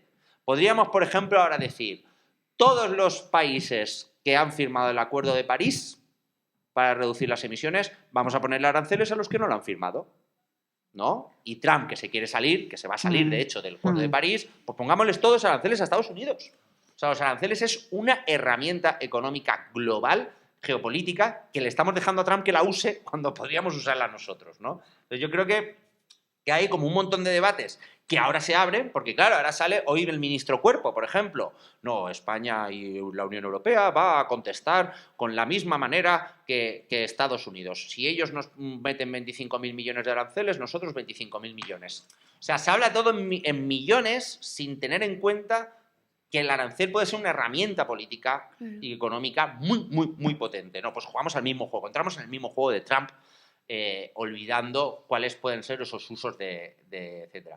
O sea que, por resumir, se abren muchas puertas, podemos hacer muchas cosas y acabo con lo de Cuca, claro, pues tenemos que vernos más las caras, tenemos que hacer más charlitas de estas, tenemos que comerle la oreja a nuestros colegas, nuestros vecinos, nuestros cuñados en las cenas de Navidad, ese tipo de cosas. Tenemos que intentar llegar más a la gente joven, ¿no? Que eso es algo que también fallamos mucho en El Salto, estamos obsesionadas con esto de intentar llegar a la gente joven y nos cuesta un montón, sé que es complicado. Pero hay que empezar y hay que verse más las caras. Yo creo que hay que hacer como más cosas de estas y empezar a enarbolar más discursos entre todos y todas y debates, porque, como digo, se han abierto puertas, pero son puertas que pueden acabar en guerras o en rearmes. Bueno, yo antes de la rondita que vamos a hacer para que también participéis hablando de democracia, ¿no? Pues tendréis que hablar algo. Quería añadir también una de las herramientas que tenemos en la ciudadanía, además de no dar ruido y tal, es que yo soy muy fan, yo estoy muy enamorada de esta medida. Bueno, tengo que decir que esto no necesariamente coincide con la opinión general de ATAC, ¿vale? Esto es mío personal, de Cristina García. La huelga de impagos, en general. O sea, como mira, muy bien, el fondo, el porcentaje que yo no pago, ni la hipoteca, ni el alquiler, ni la luz, ni el gas, ni nada, que aquí se siente alguien hablar de una manera razonable y a ponerme aquí unos precios razonables, que estáis jugando ahí al monopolio arriba, ¿no? Lo que hablábamos de la economía financiera alejada de la economía real y productiva, estáis jugando ahí a vuestra partida, a una norma que, yo qué sé, yo no me entero. A mí de pequeña me pasaba, yo si no entendía la norma de un juego, no sé qué, o no tenía opción de ganar, no jugaba, la verdad. Pues sí, es verdad, tengo un problema. Y yo creo que esto es igual, es como estáis jugando ahí, yo a ese juego no puedo ganar, pero a este sí. Yo decido, yo no pago, ahora nos sentamos a hablar como si fuéramos iguales. Pues nada, simplemente ahí porque me gusta mucho a mí esto. La huelga de impago suena muy guay también. No, y es que es verdad, desobediencia civil, es que... Esta semana, el sábado, Tenemos la manifestación por la vivienda, sí, sábado sí. 5 de abril, ya sabéis. Sí, claro, esto lo está hablando el sindicato de inquilinas y tal, el tema de la huelga de impagos en el alquiler, pero es que esto va a haber que extrapolarlo a todos sí o sí, porque esto es que se les está yendo, de verdad, están en un mundito ahí jugando a sus cositas tiqui-tiqui, pero aquí abajo estamos jugando a otro juego que no tiene nada que ver y no sabemos de qué va la película. Entonces, nada, una rondita de preguntas, ¿os apetece? Preguntas, reflexiones, aportaciones. Hola. Hay que darle algo. Uy. ¿Quién es esa? Si queréis ir levantando la mano y podemos hacer como 2 o 3, ¿no? Y vamos respondiendo. Mira, por aquí hay alguien. ¿Paco? Delante a tu izquierda, a las 3. O a las 9, no sé. A las 3 no, ¿eh? Hola, no sé si le he quitado a otra persona. Bueno, ahora seguimos. Bueno, antes que nada, muchas gracias. Yo, de hecho, empecé en esto de los fondos de inversión. Sé que llevo deprimida desde entonces en mi subconsciente y creo que fue un artículo del Salto, de una revista del Salto, hace bastante. O sea que gracias por esto. Y leer ese artículo me jodió, verdaderamente, os lo digo. Porque cuando te das cuenta de la dimensión que tiene y hasta dónde llega, creo que tu vida cambia por completo. Y eso creo que es lo que tenemos que hacer, meterle ese clic a todo el mundo. Aunque ese signifique, bueno, es malo realmente. Pero bueno, mi pregunta iba en torno a este señor, a Larry Fink o como se llame. O sea, es verdad que siempre antes había estado en la sombra, pero tampoco considero que sea bueno que ahora se concentre tanto en esta persona. O sea, como que ha habido un cambio de estrategia, sí, ahora es Larry Fink, lo conocemos más y tal, pero quería saber quién hay detrás de Larry Fink, porque realmente habéis dicho que él es el que gestiona el dinero o el que investiga dónde ponerlo, pero detrás de eso, ¿qué más personas hay? ¿Qué tipo de gente? No sé si lo sabéis, o son familias. ¿Cómo luego dentro de ello está, por ejemplo, BlackRock o los demás? Un poco para humanizarlos más un poquito, ¿sabes? O sea, detrás de Larry Fink están sus inversores, o sea, gente que le da el dinero a él para que inviertan, ¿no? No es que haya, bueno, seguramente haya peces gordos, pero es que creo que Larry Fink ahora, o sea, BlackRock creo que ahora mismo gestiona algo así como unos 6 billones de activos. O sea, estamos hablando del 400% del PIB de España, ¿no? O sea, en activos. O sea, es una barbaridad. Antes, ¿cuánto has dicho que había entre los tantos grandes? Tienen 100 y pico mil millones en el IBEX 35, sí. ¿No? 100 y pico mil millones. Pues imagínate, tienen 60 veces más que eso, ¿no? O algo así, de lo que tienen en el IBEX 35, que es una barbaridad. O sea, la cantidad de capital es bestial lo que manejan. Creo que sí, que está guay. Yo no creo que tengamos que ir mirando cliente por cliente, pero igual pues sí que molaría que nos supiéramos pues quién es el presidente de Goldman Sachs, quién es el presidente de Vanguard, ¿no? Quiénes son el presidente de Fidelity y todas estas. Es verdad que no hay que poner la cara en uno, pero hay que empezar a poner caras. Yo creo que sí que lo veo, ¿no? Y yo creo que justo escribí, ayer publiqué un reportaje muy curioso, me salió un poco de mi estilo y publiqué un reportaje sobre Luigi Mangione, ¿no? ¿Sabéis? Este tipo que le ha pegado 3 tiros al CEO de una aseguradora, ¿no? Y hablando con las fuentes, porque estoy hablando con sociólogos para intentar explicar por qué a tanta gente le gusta este tipo, ¿no? O sea, por qué hay tanto apoyo a un tipo que no deja de ser un asesino, ¿no? O sea, un tío que le ha pegado 3 tiros a otro. Y claro, muchos me decían que hay una ola política basada, o sea, con un eslogan, ¿no? Que es el Eat the Rich, ¿no? El comámonos a los ricos, en el que ya están identificando a los malos con caras y nombres y apellidos, ¿no? Esto es como decía yo antes. Si decimos mercados, los mercados es algo tan etéreo que no sabemos qué es, ¿no? Y yo creo que basta ya, ¿no? O sea, algo que pasó cuando Mangione le pegó 3 tiros a Thompson es que todas las aseguradoras quitaron las fotos de sus CEOs, de sus páginas web, ¿no? Joder, que el miedo cambie de bando. O sea, hostia, que el miedo que sepan que sabemos que tienen nombres y apellidos. Por lo menos eso. No digo que no los carguemos a todos, ¿sabes? Pero con hacerlo con 2 o 3 ya vale. Claro, o sea que hay que tener ahí. Pero yo creo que sí que tiene que haber como una identificación, ¿no? Y que viene todo con esta ola de que la gente ya está muy harta. La gente no confía en la justicia, la gente no confía en la Unión Europea, no confía en las legislaciones, no confía en la CNMV, no confiamos en la CNMC, ¿no? Y entonces llega un momento que que ponerles caras, nombres y apellidos, yo creo que... No, el dinero no es de la acción. Bueno, puede haber gente de pequeños inversores, ¿no? Hay pequeños inversores. No sé si te piden un mínimo para entrar en BlackRock. Es posible que te pidan un mínimo, ¿no? Pero, vamos, que igual un mínimo de 5.000 o 10.000 euros, que no tienes que ser un gran millonario. No sabría decirte si hay... si están los Rothschilds o los JP Morgans de toda la vida, ¿sabes? Detrás de él. Pero tampoco creo. Yo creo que es un fondo... Porque además es un fondo que tiene relativamente poco años si lo comparamos con JP Morgan, ¿sabes? O incluso con Goldman Sachs. O sea, de hecho, BlackRock y Blackstone hace como 15 o 20 años era la misma empresa, se separaron, los directivos de una se fueron por un lado y otros directivos se fueron por otra y fundaron una y fundaron la otra. O sea, que es un fondo relativamente joven para el poder que tiene, 15 o 20 años, ¿no? O sea, JP Morgan creo que se fundó en 1870. O sea, tiene 150 años como banco, ¿no? Y Goldman Sachs está por ahí también, ¿no? O sea, que como tal es joven, pero bueno. Espera un momentito, Ángel, para que quede también grabado. Pero yo creo que es muy interesante la pregunta que han hecho y tu contestación, por supuesto. Bueno, primero agradeceros el debate y tal. En relación con el papel de los inversores institucionales. Ahí están pues, los fondos de pensiones, los de seguros y tal, porque ahí hay representados muchos de los pequeños, de los ciudadanos normales, ¿no? del mundo. Es cierto que lógicamente no son los mismos en determinados países, en los países anglosajones, que no tienen los sistemas, digamos, que tenemos aquí en España, por ejemplo, en el tema respecto a las pensiones y demás. Pero la influencia, digamos, de esos inversores institucionales, ¿tú crees que es importante, digamos, dentro del marco que has señalado? Los inversores institucionales, entendido por poner el ejemplo más clásico, ¿no? Que son los grandes fondos de inversión de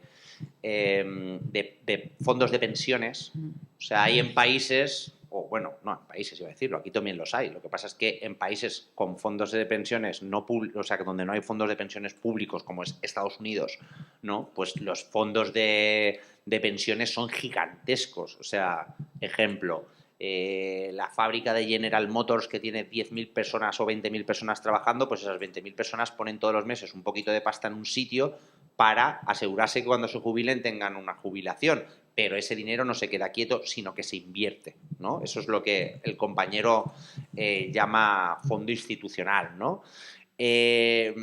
Claro, tienen un grandísimo poder, o sea, tienen un grandísimo tamaño. Yo no sabría decirte si tienen tanto poder, porque al final muchos de esos fondos van a un tío como Larry Fink y le dicen, inviértemelo tú. Yo me fío de ti al completo. Entonces, tienen tamaño, yo no creo que tengan tanto poder, ¿vale? Porque normalmente no suelen ser gente que está como tal. Y luego, hay un debate que, ¿no? Esto es como muy demagogo por parte de la derecha, ¿no? Que cuando yo he estado muchísimos años en el movimiento contra las deudas ilegítimas, en la auditoría ciudadana de las deudas ilegítimas, y nosotros siempre decíamos a los fondos de inversiones impagos, ¿no? Si hay una deuda que consideramos ilegítima, pues no se la pagamos y listo, ¿no? Y siempre salía a la derecha con esto, ¿no? De, sí, tú lo que quieres es que pierda dinero el jubilado de Alemania que ha metido su fondo de tal. Pues chico, lo siento mucho. O sea, si tú le das tu dinero a Larry Fink o a Goldman Sachs o a cualquier fondo buitre y acabas palmando pasta porque un país democrático te hace un impago, te jodes. O sea, a mí no me da ninguna pena. Bueno, que venga a su país y le rescate, ¿no? Que también se hace. Y en países donde no tienes sistemas públicos de pensiones como Estados Unidos, pues vota partidos que digan que hay que poner partidos por tal. Si un país como Estados Unidos no tiene sistema público de pensiones y ese dinero, ¿cuánta pasta? ¿No sabéis la pasta de pensiones que se esfumó en el 2008 cuando cayó Lehman Brothers? Miles y miles y miles de millones. Y miles de millones. Por una burbuja que se montaron por un puto casino, que es lo que es las inversiones, las subprime y todo lo que hicieron. Chico, cuando ganas dinero no te quejas, ¿no? Es una inversión de riesgo. Pues si pierdes has perdido, ¿no? A mí lo siento mucho, pero no me da pena ninguna. Eso yo. Sí. Dale. A ver. Que comparto totalmente lo que dices. Yo me refería, en relación con la pregunta que está haciendo, si tú no crees que ha habido un trasvase de los fondos, digamos, de los planes de pensiones y de las compañías de seguros hacia estos grandes fondos. Es decir, antes ellos actuaban más directamente y después de la crisis que tú has señalado y tal, dijeron, ojo, y se ha empezado a partir de la crisis a un trasvase muy potente, digamos, que ha hecho todavía mucho más fuertes a esas grandes activos. Sí, es como una polarización de empresas, ¿no? Igual que cuando un oligopolio te comes a las pequeñas empresas, ¿no? Pues, y quedan las grandes, pues en los fondos de inversión está pasando algo muy parecido, ¿no? Vanguard, tal, no sé cuánto, y luego como digo, el catarí y el de Arabia Saudí, ¿no? El japonés, ¿cómo se llama el japonés? Hay otro japonés... No, eso no me... Bueno, whatever. Y eso, sí, pero el dinero sigue siendo de esos. O sea, cambia la gestión. Claro. Lo gestionan esos grandes fondos, pero el fondo de Missouri de los jubilados del metal sigue siendo de los jubilados del metal. Sí, sí.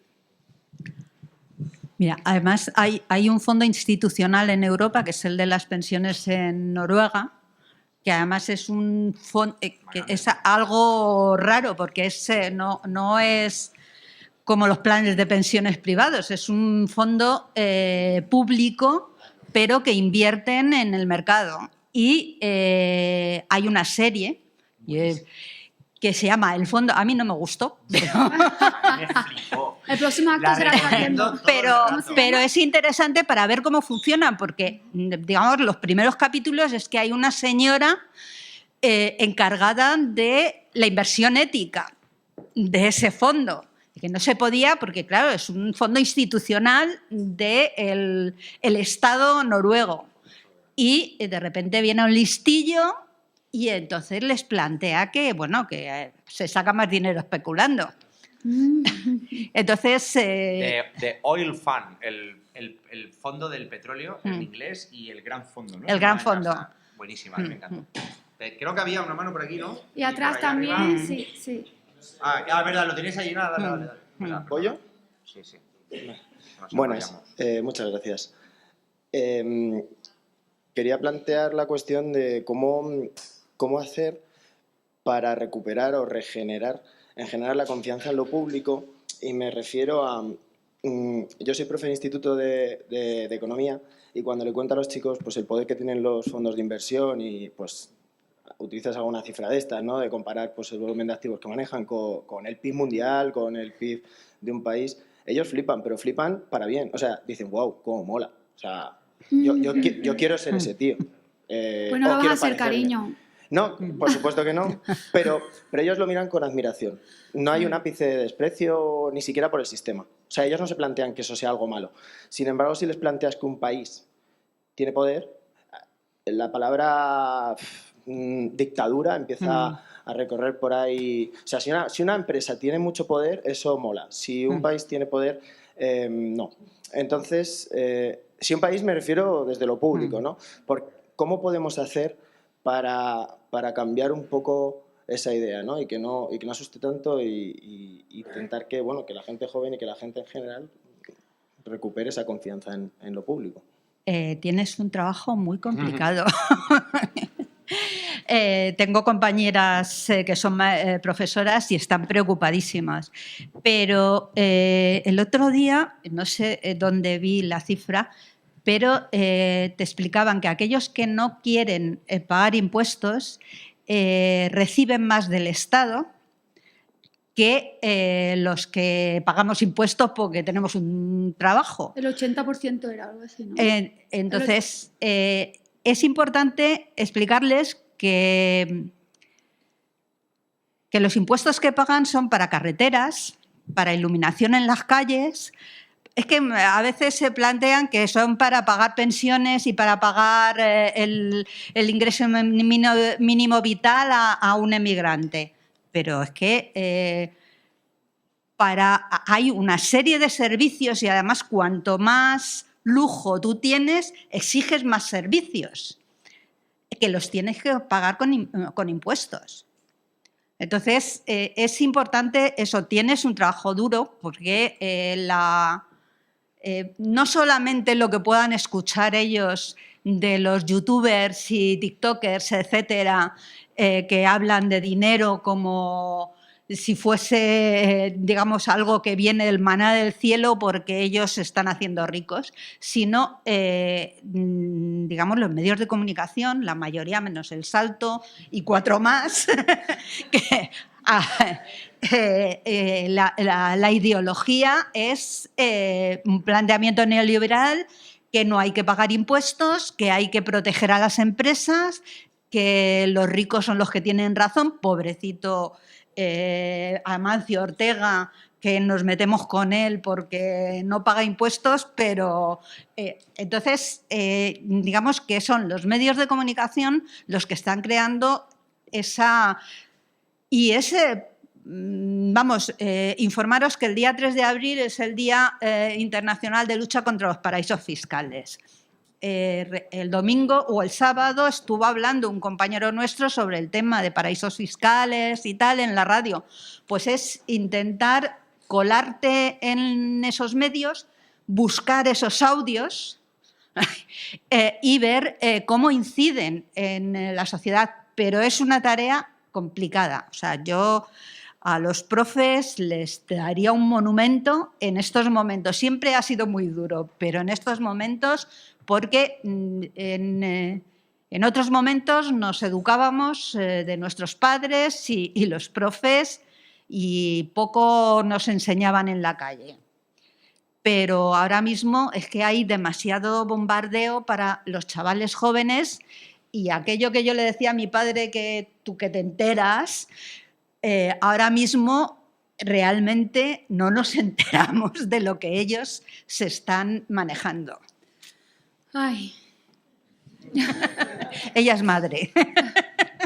Lo peor que me puede hacer mi hijo es decirme que se va a hacer Crypto Bro o que cree que el mercado se va a regular solo. Lo he hecho de casa, fuera de aquí.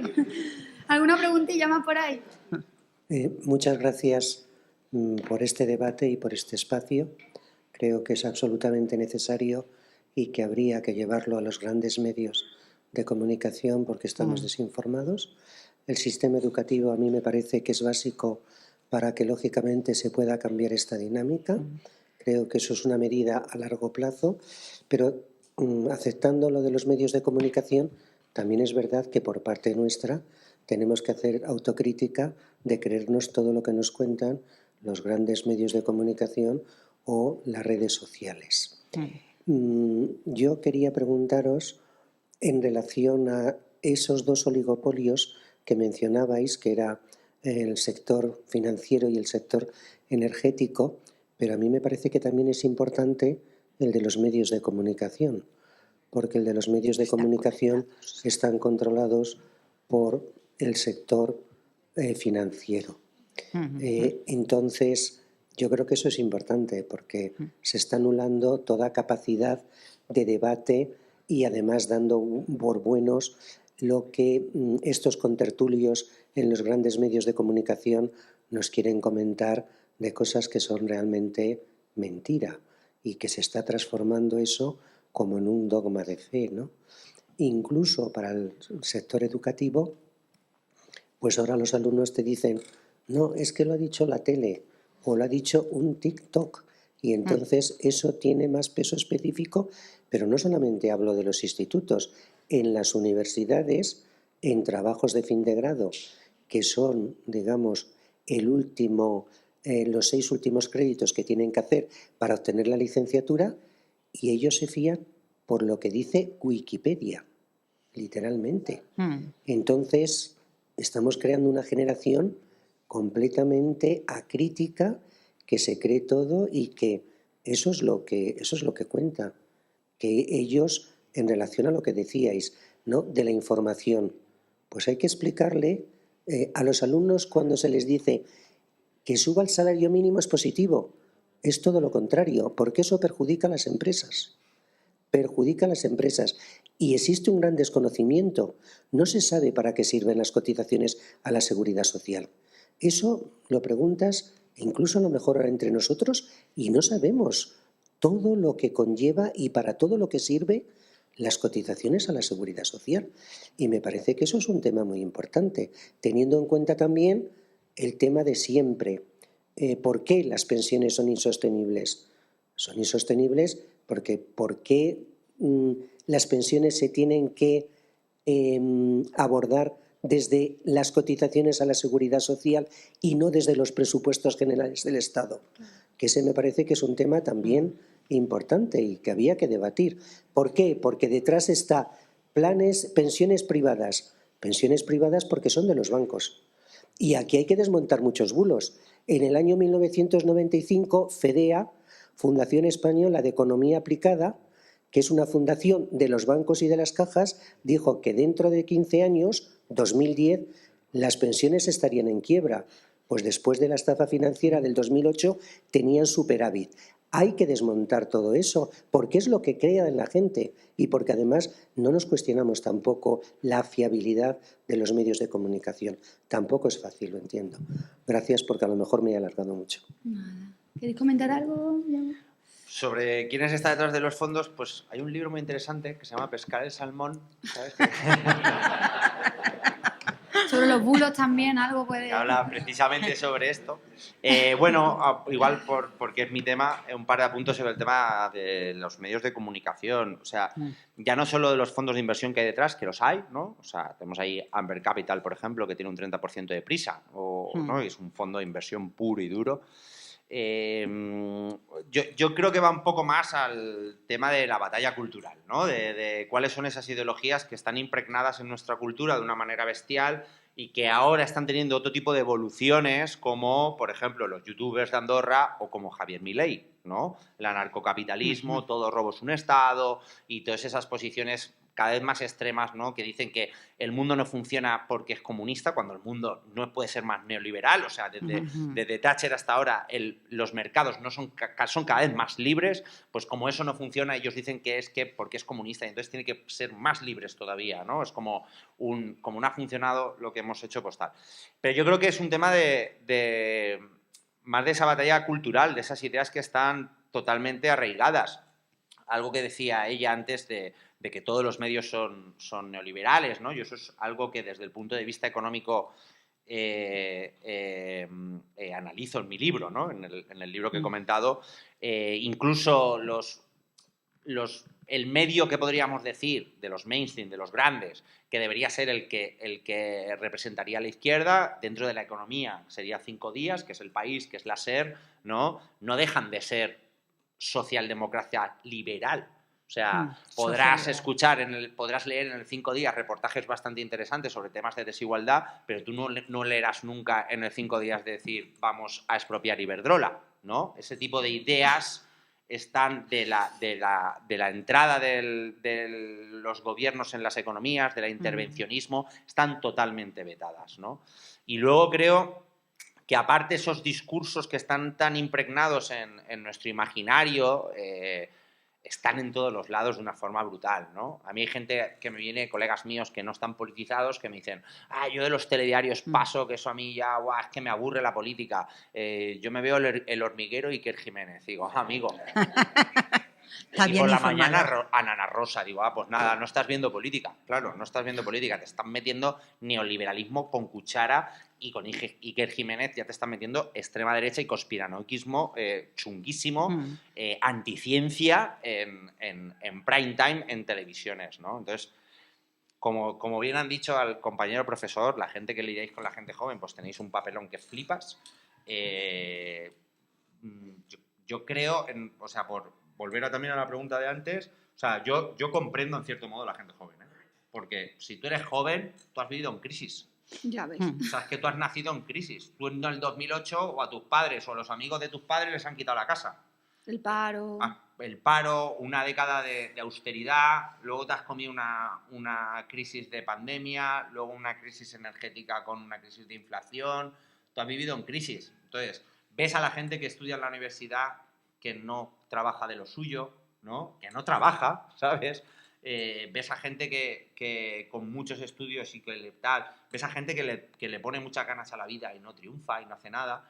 Entonces viene un gilipollas y te dice que levantándote por la mañana para hacer flexiones vas a ganar dinero y vas a acabar conduciendo un Lamborghini y pues, ¿qué vas a hacer? Si es que al final caes, si es que yo lo veo normal, si es que... O sea, que yo...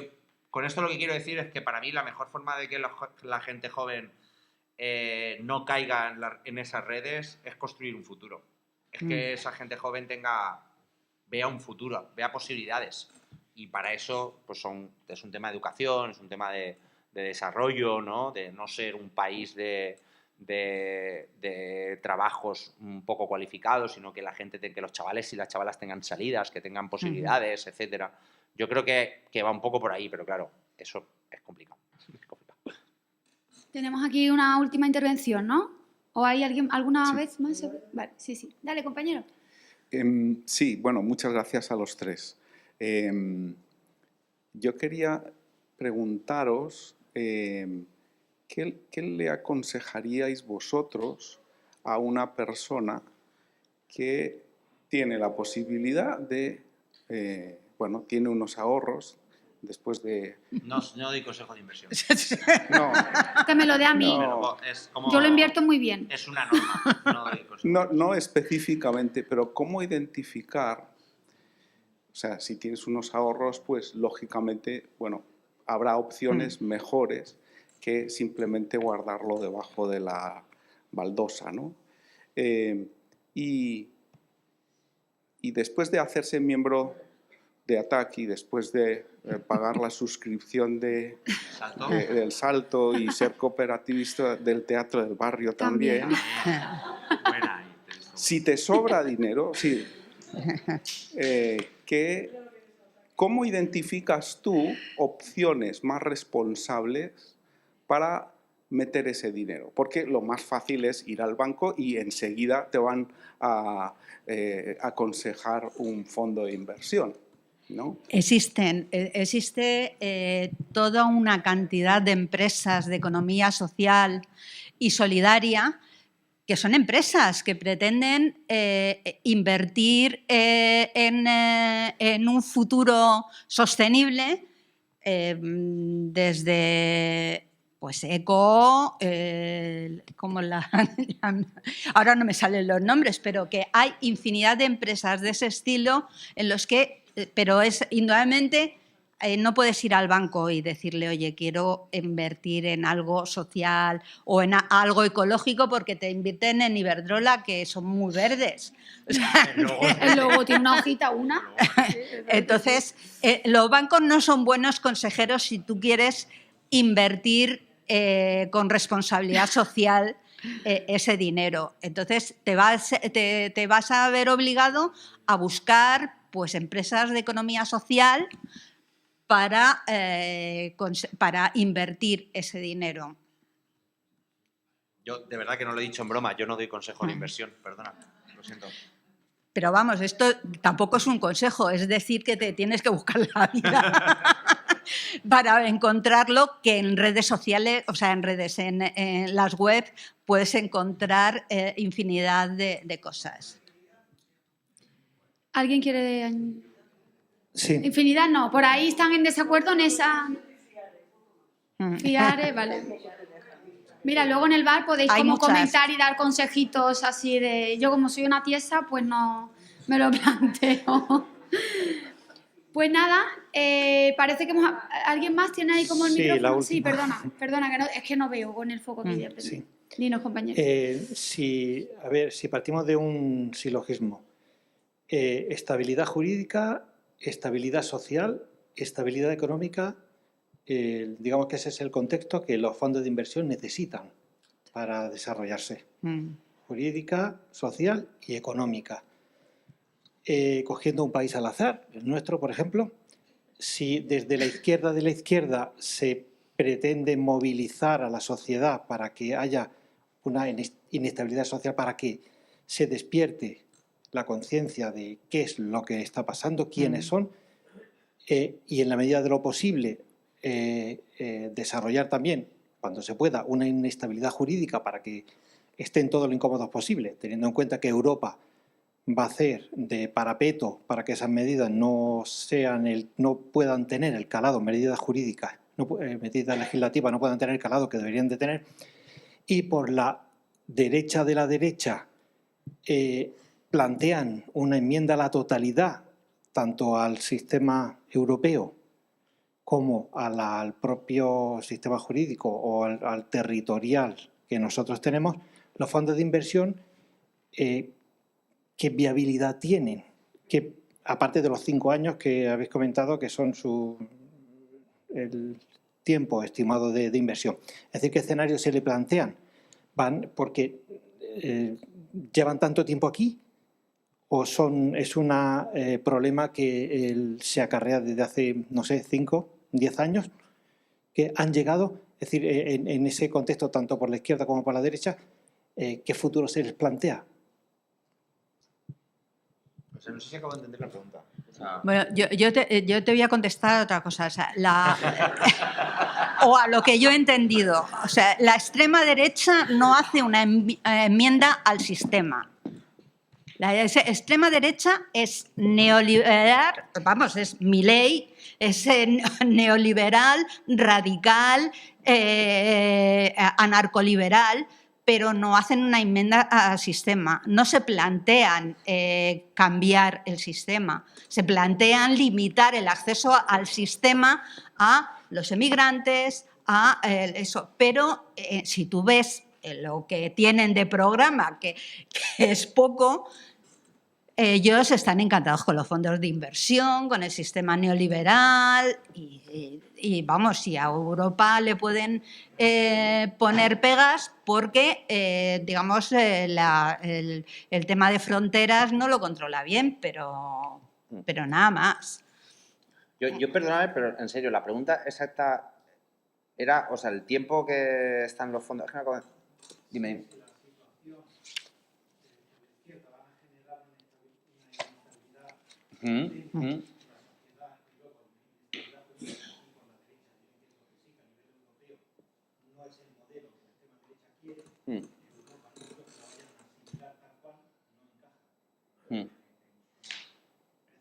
Claro.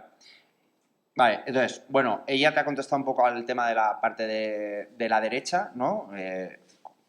Coincido con ella, no hay ninguna crítica al sistema de los fondos y de los capitales dentro de la extrema derecha, por mucho que entonen el rollo este de que son antiélites, ¿no?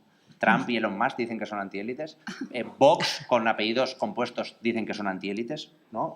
Es el discurso porque intentan captar el voto obrero con ese rollito, pero no es cierto. Por la izquierda, bueno, ¿qué va a pasar? Vuelvo a decir lo mismo que antes cuando ha comentado ella de qué pasaría si un gobierno echara los fondos de inversión de las residencias. Pues no podría, porque la propia Unión Europea está hecha para que no se pueda. Los cimientos de la Unión Europea y las estructuras de la Unión Europea, o sea, el Tratado de Lisboa, el Tratado de Maastricht, la Comisión Europea y el Banco Central Europeo, el Parlamento Europeo, que es la representación democrática en Bruselas, no tiene prácticamente poder. O sea, es que no tiene prácticamente poder. Incluso aunque gobernaran la extrema derecha, como están, no gobernando, pero como están creciendo ahora mismo en el Parlamento Europeo, aunque crecieran más, eso no significaría que pudieran de repente desmontarla. Sería muy complicado de todas formas. O sea, las reglas de libre circulación de capitales, de libre empresa, no es que estén dando pasos atrás, es que cada vez están dando más pasos hacia adelante, ¿no? O sea, ahora mismo, por ejemplo, España no puede poner ni una legislación para empresas que no sean... España tiene que tratar de la misma forma una empresa polaca con una empresa española, por ejemplo, por poneros un ejemplo. Además, un ejemplo que lo he estado machacando ya hace poco, porque sabéis que con los fondos Next Generation muchos ayuntamientos están ganando dinero para comprar autobuses eléctricos, ¿no? Porque es parte de la descarbonización. Pues ha habido desde organizaciones que han propuesto de, joder, pues que los compren todos fabricados en España. Y te viene la Unión Europea y te dice, eso nada, libre competencia entre empresas europeas. Y entonces hay una empresa polaca que está ganando casi todos los concursos. Entonces, nuestro país se va a llenar de autobuses eléctricos fabricados en Polonia, cuando aquí en España los podríamos fabricar, porque tenemos empresas que los fabrican. Pero no han ganado el concurso porque los polacos son más baratos, ¿no? O sea, no hay una posibilidad de desestabilización del sistema neoliberal que es la Unión Europea, ni por parte de la izquierda ni por parte de la derecha. Es muy, muy, muy complicado. Europa es de los mercados. Es como hemos dicho al principio, 4 empresarios, Alemania y Francia. Eso es lo que gobierna la Unión Europea. Entonces es como yo no veo muy complicado, ¿no? Al tema jurídico, ¿no? de la estabilidad jurídica, que además ha sido como el eslogan de la derecha en los últimos años, ¿no? La inestabilidad jurídica. Me has puesto un impuesto, inestabilidad jurídica, ¿no? O sea, lo utilizan de comodín para todo. Que es una expresión que lo que viene a decir es: no quiero que las decisiones democráticas de un país estén por encima de mis beneficios. Es eso lo que se refieren las empresas cuando hablan de la inseguridad jurídica, ¿no? Pues lo mismo, tenemos muy poco margen. Muy poco margen interno, porque las empresas enseguida te llevan al constitucional tus propias leyes y sobre todo muy poco margen a nivel de la Unión Europea.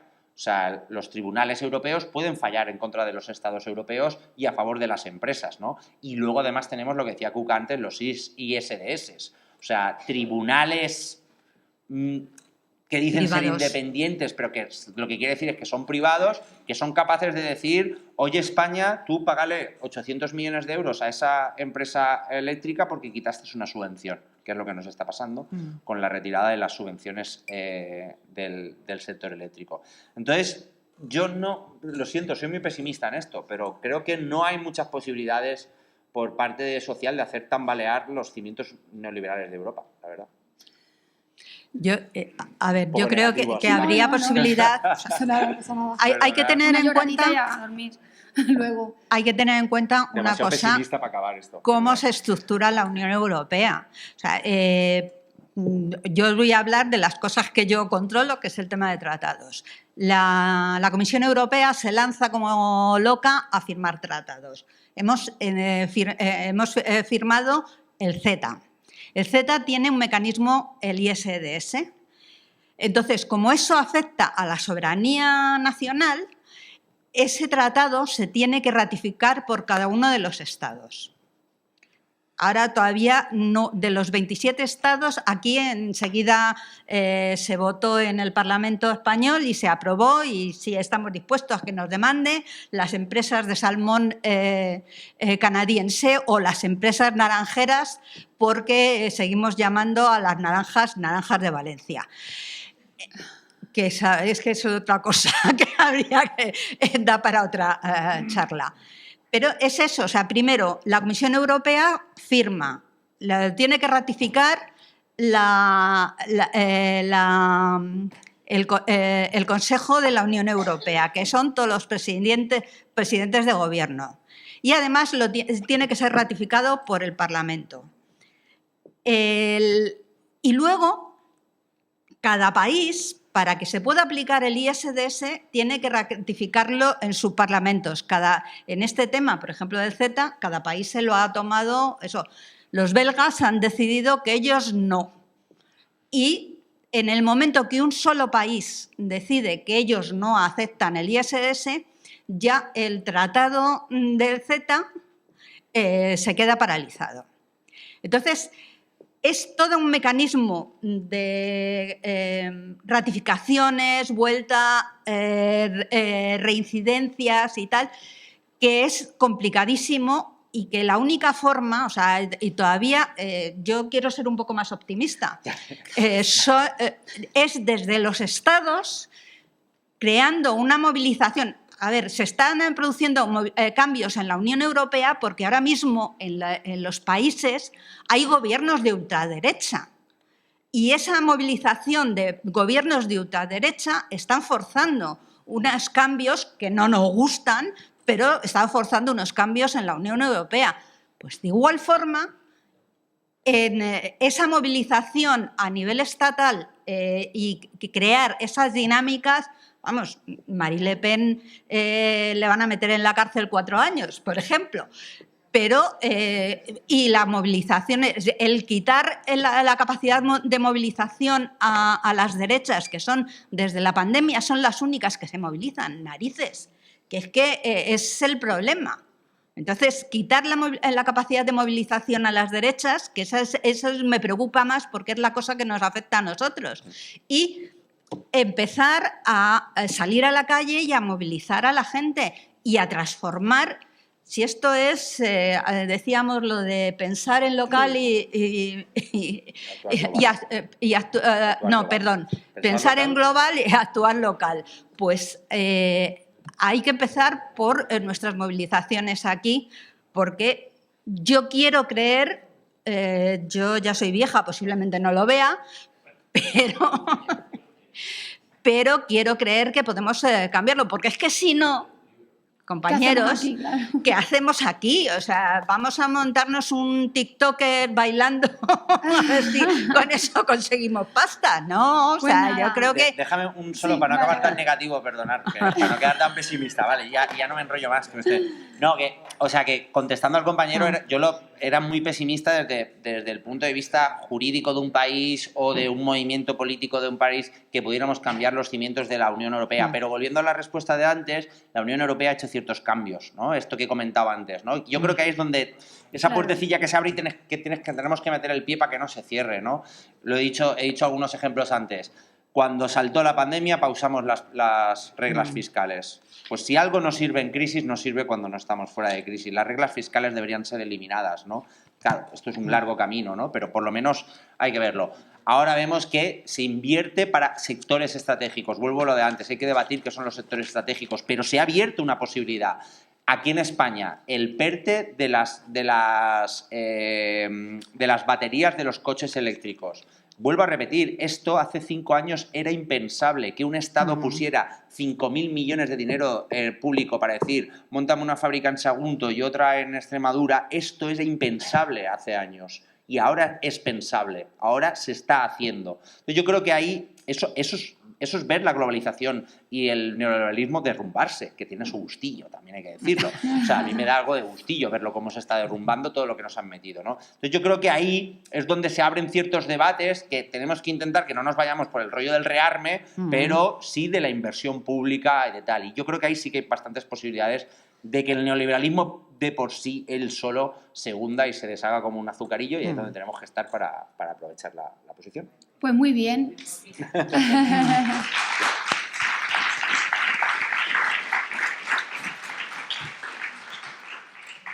Nada, un momentito, que simplemente quería daros las gracias a todos por haber venido, a Cuca, a Yago, por contribuir a desmontar este discurso, ¿no? que es tan importante, el relato que tienen y que históricamente siempre se ha tenido, ¿no? Que los que ostentan el poder siempre se han montado un discurso para decir que esto es muy legítimo y muy tal.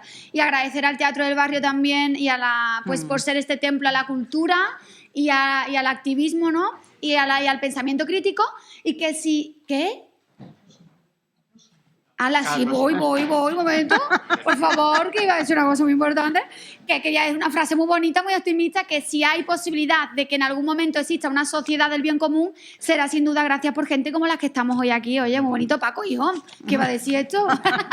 Y nada, la próxima será, porque saco el micro, no lo sé, el 28 de abril, será sobre la renta básica y el derecho a existir. 28 de abril estará también muy interesante. Y nada, ahora sí, pues muchas gracias por venir y todo lo demás.